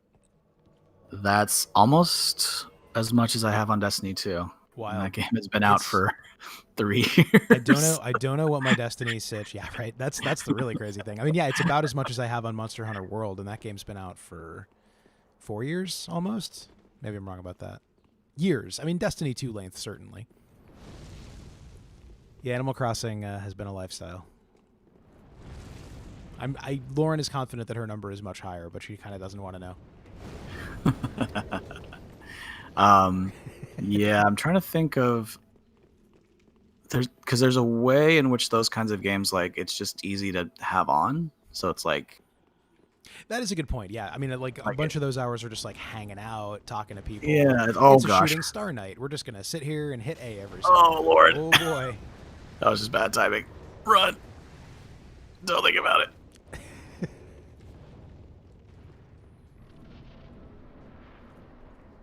All right. Yeah, I don't know why. All right, well, I will start with the distractions. The fact that he's sitting on his throne when you walk in is pretty great, even without the cutscene.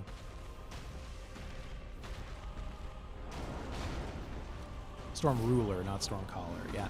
So what is Storm Caller? I'm trying to remember. Is that the name of the weapon art or something? I'm wondering if it's actually might be the name of the Nameless King's Drake or something. Oh, that might be right. Yeah. Oof. He's a big boy.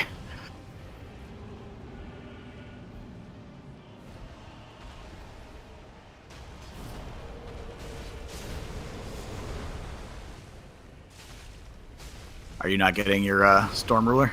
I got it. I have it equipped. Maybe I'm just not remembering how to use it properly. Oh yeah, you have to double hand and then charge the weapon art. That's right. So you got a little like plume of wind. I recall now. Yes, yes.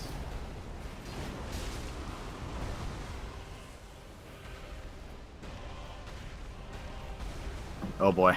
Oh dear. Oh. So you get the plume, then you use the weapon art again? Is that how that works? Yes. Well, you have to hit your heavy button. That's how you activate it.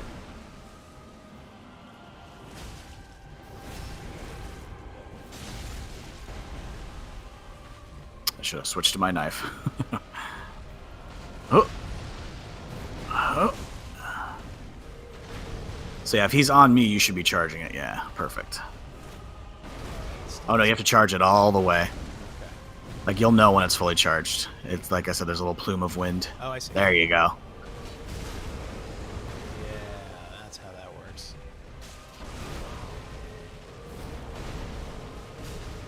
Yeah, Yhorm is one of my favorite bosses.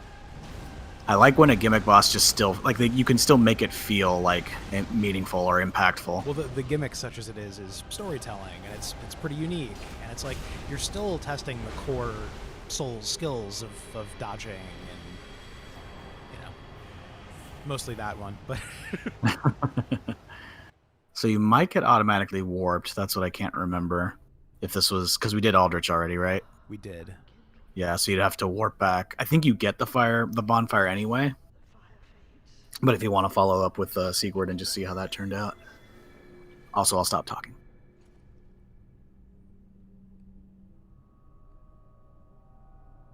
Prince Lothric is in your hands.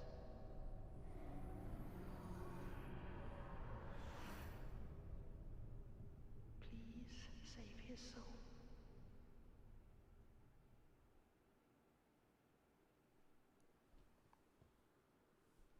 Yeah, so I'll go back to the cell and we'll see how things are going.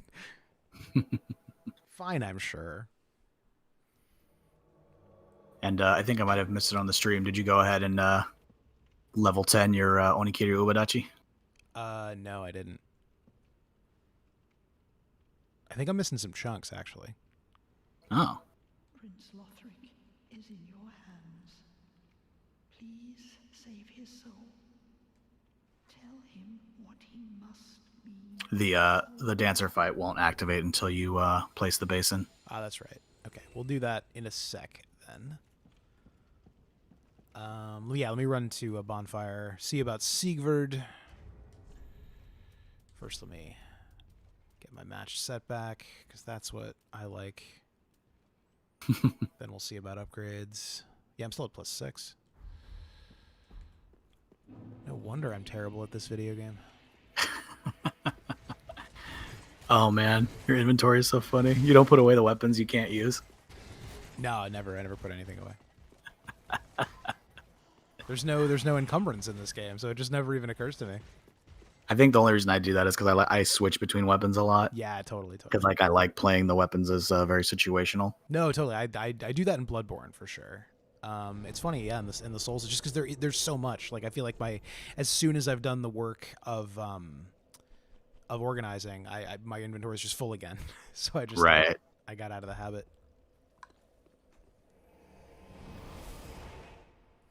In Bloodborne, a new weapon is an event, so it's a lot easier to kind of manage.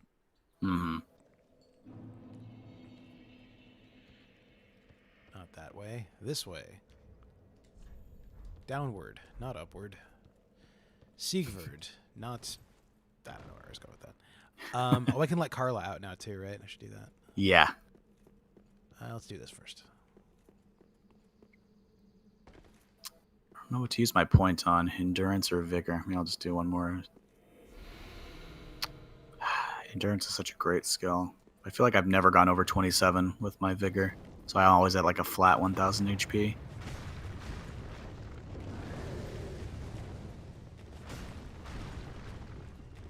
There's something satisfying, of course, about those big round numbers.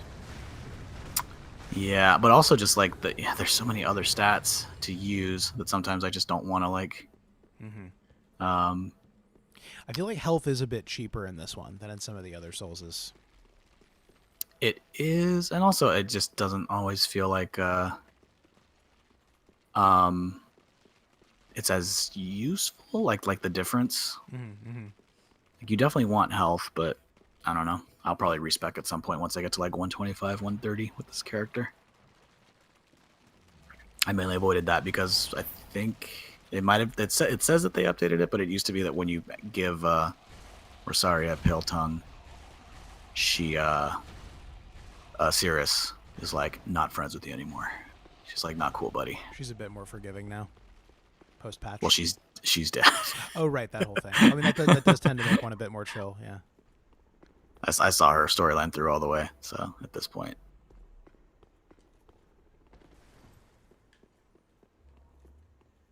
Doing that in one less attempt each time. Yeah, he's not in a cell. Huh. That's so weird. Yeah, I think we just got the glitchy version. Like, I don't even know where he would be. You could try going to Yhorm's bonfire and see if his stuff is there now, or if Siegward is there for that matter. Yeah, yeah. I think the bonfire is actually in your inventory, but if it's not, you just have to go down from the profaned capital. Okay. In my inventory, where would that be? Oh, sorry. I was just I was thinking of oh, the lists. You mean? Yeah, I gotcha. I meant I don't know why I said inventory. It's in your.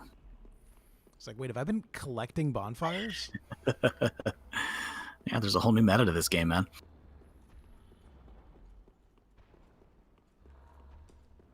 We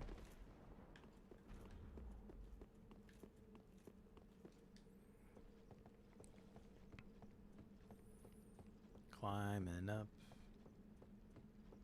going to the top of the place.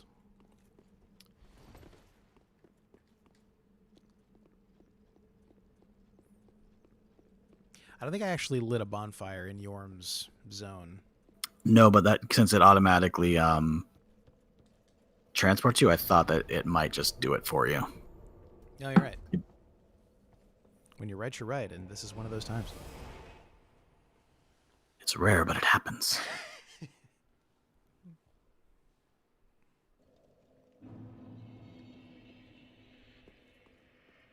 That sure looks like an item to me.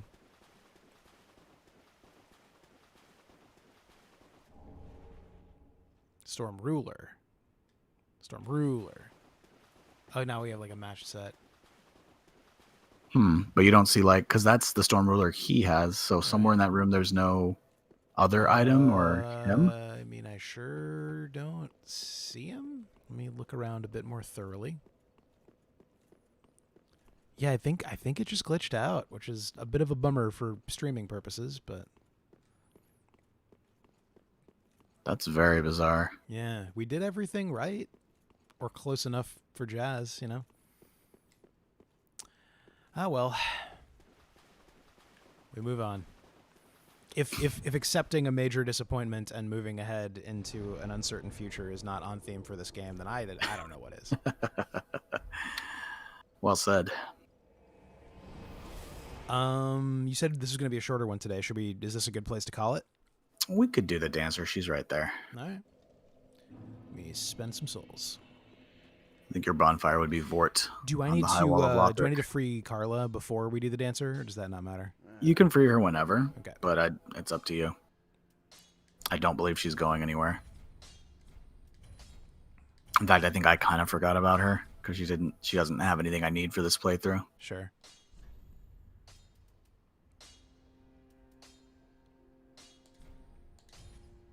So yeah, I need 4. I need many chunks, really. When do we get a bunch of chunks in this next area, I believe? Yeah, Lothric they start dropping. In fact, that's where the paths start splitting off a lot here because there's the Consumed King's Garden, there's Lothric.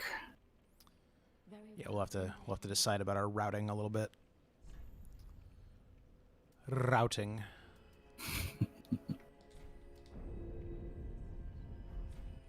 This is a very simple build, and I am enjoying it. The spell buff is really just the cherry on top. It's all about that dex. Yeah. Yeah, I think I have enough for sunlight. Lightning weapon, but I haven't messed with it too much. I should see if there is a better buff spell now that we're further into the game. I think you get the better one from the Grand Archives. That sounds familiar, yeah. I have Blessed Weapon and Lightning Blade.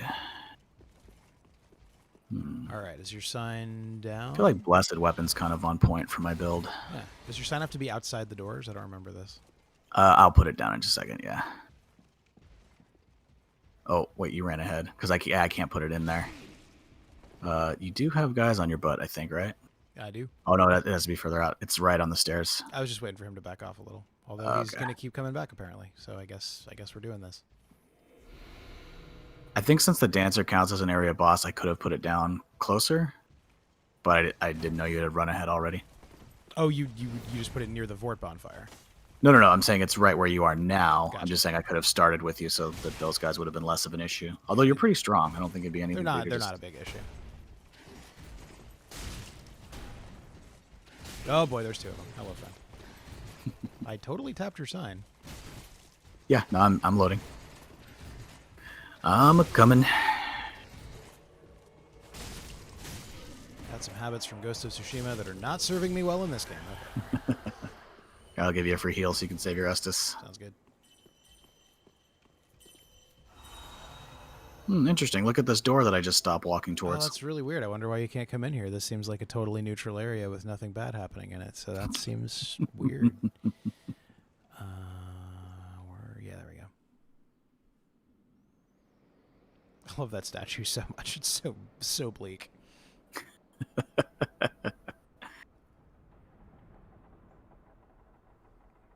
Wait a minute. I do love this moment. I think this is my my favorite boss, just aesthetically. She's great. She's really great.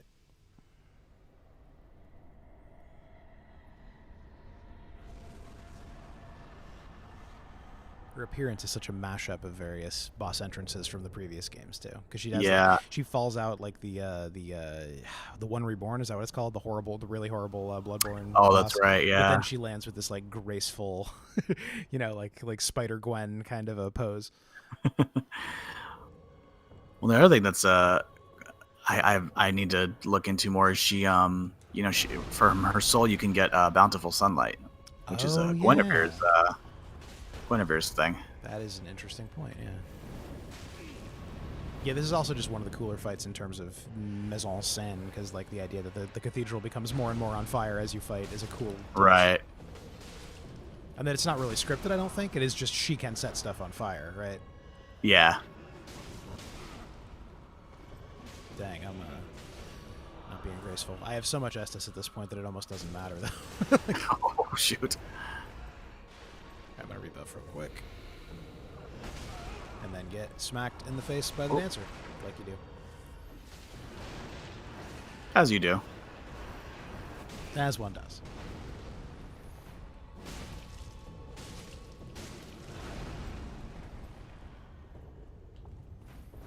Ooh, that was bad timing. She's so intimidating just because of her her moves. Yeah, well, they really successfully made it feel like she's like graceful. She's doing something. Oh, this one. Ooh, forgot about that double sweep. That was it. Yeah, no, she keeps going. I was like, oh, the move is over. I can nope. I was incorrect. For Lauren, the biggest Song of Ice and Fire fan in the room, she does water dancing. She's just very, very fluid in her movements. All right, I'm running down to the cool, closer to you. Should be right outside the little archway there. Gotta buy some Ember. I'm actually running low. We're mostly doing your world, so I can drop some for you. Save some time. I guess that's true. I think I have 36. Where are you at? 6. Oh, Lord. Maybe 5 now. Take my embers, please.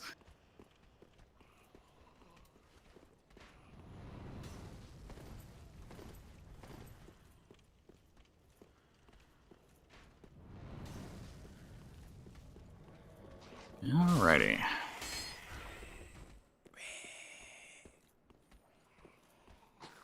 Let's see. You got some reach there, my friend.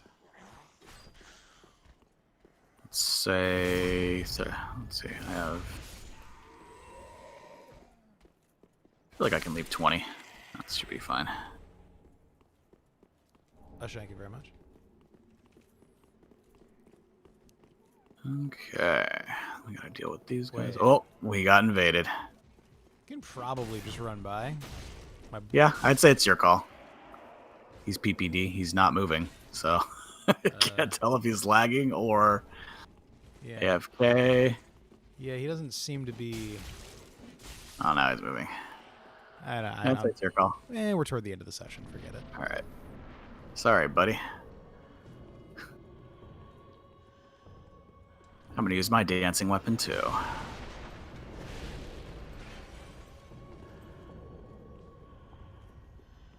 Alright. Oh.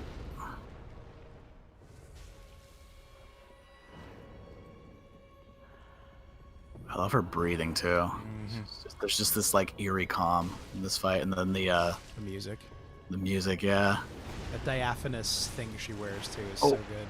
Just like accentuates the movements. Wow, you are just very strong with that buff.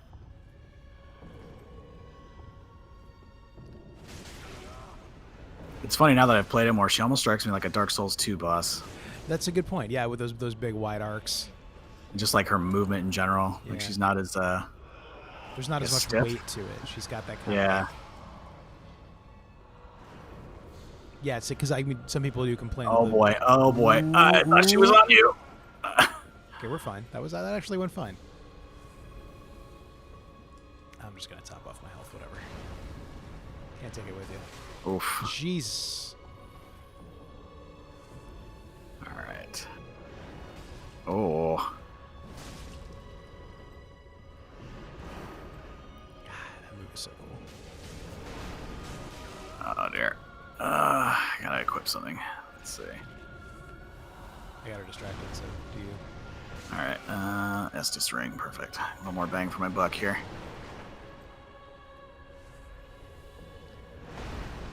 Yeah, so for those watching, she's over there. Now that side of the cathedral is in fuego. It's on fire. Oh boy. Alright, officially out of Estus. So if I have to heal, it's going to be a spell.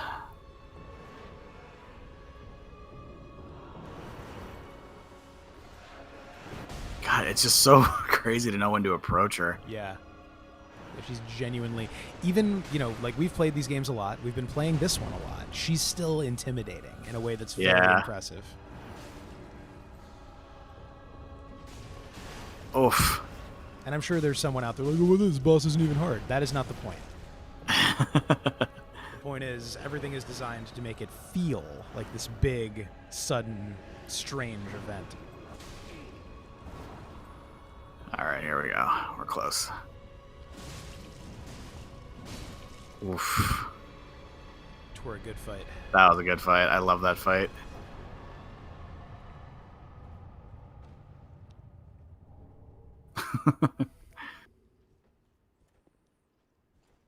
Huzzah. Well, this is an excellent stopping point because next time we go for the final of the Lords of Cinder. Which is not to say that it's even the last boss. We've still got... No.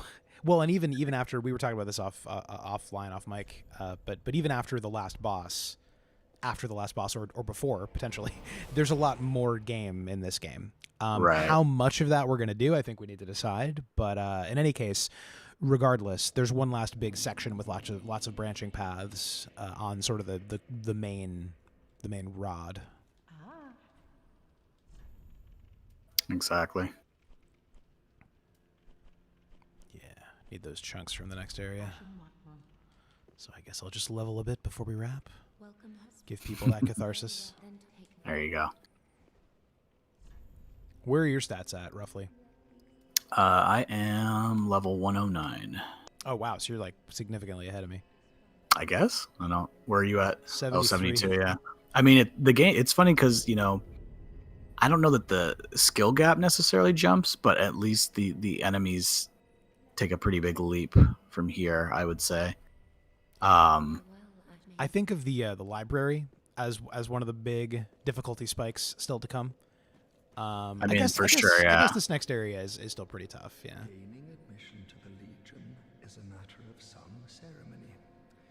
Inside their keep, snuffing out the flames of 3 altars. Yes, we know this. He's just giving us all kinds of tips that don't matter anymore. I mean, that is a good tip. That is more explicit than the earlier games in the series would have been about that kind of thing.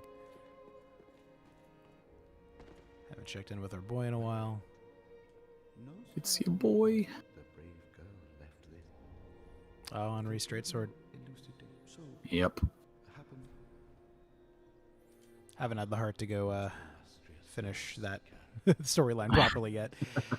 We should. Oh, have I actually not anything about it?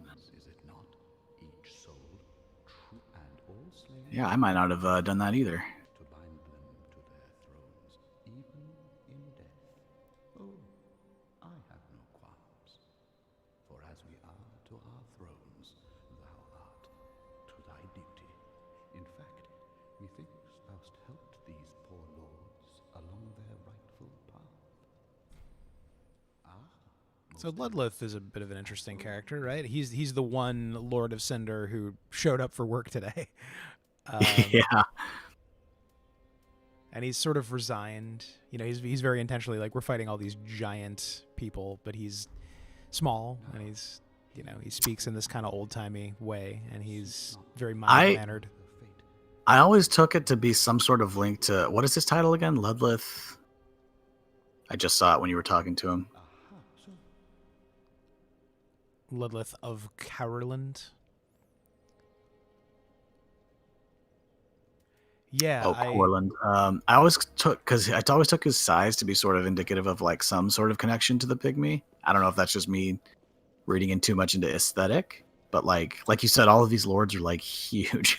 Right. The pygmy being, again, for those who are not, big series fans, the progenitor of humanity who found the titular Dark Soul. Right. Yeah.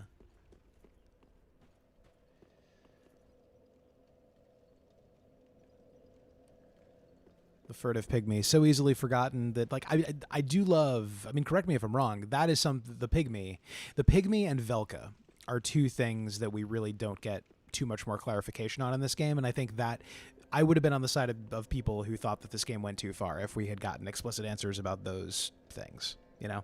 I think then you might not be remembering the Ring City.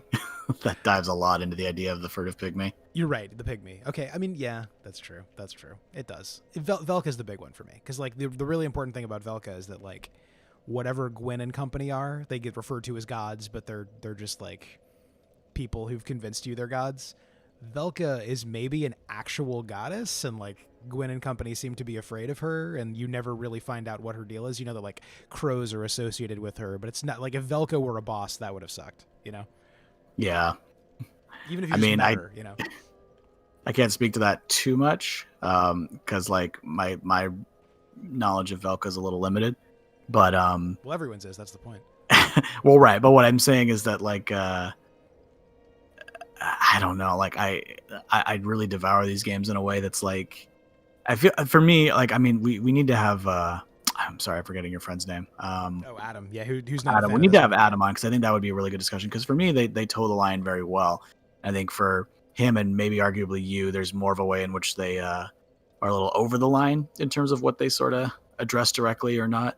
I think that would be a really good discussion. Discussion for that. We should totally do that because it gets into really core stuff, not just about these games, but about art in general and like what kind of answers you should expect from a story. Like which questions are inherently more interesting when you don't answer them. Right. Which I don't think there's an easy answer to that appropriately enough. I had forgotten how much the Ring City is about the pygmy and stuff. So that's what we should, whatever else we do or don't do, we should totally do that so we can talk that through. Maybe that's one of the parts Adam is here for. Yeah. And or Archdragon Peak. I mean, I don't know if. Yeah, I want to get a little further in Dark Souls 2. Ideally, I'd like to do Archdragon Peak in this game once you've seen the Dragonary in Dark Souls 2. Because it is kind of like thematically and aesthetically kind of a remix of that area. Oh, okay. Yeah. Anyway, all right. Hey, love, would you mind hitting Alt and Tab on that keyboard?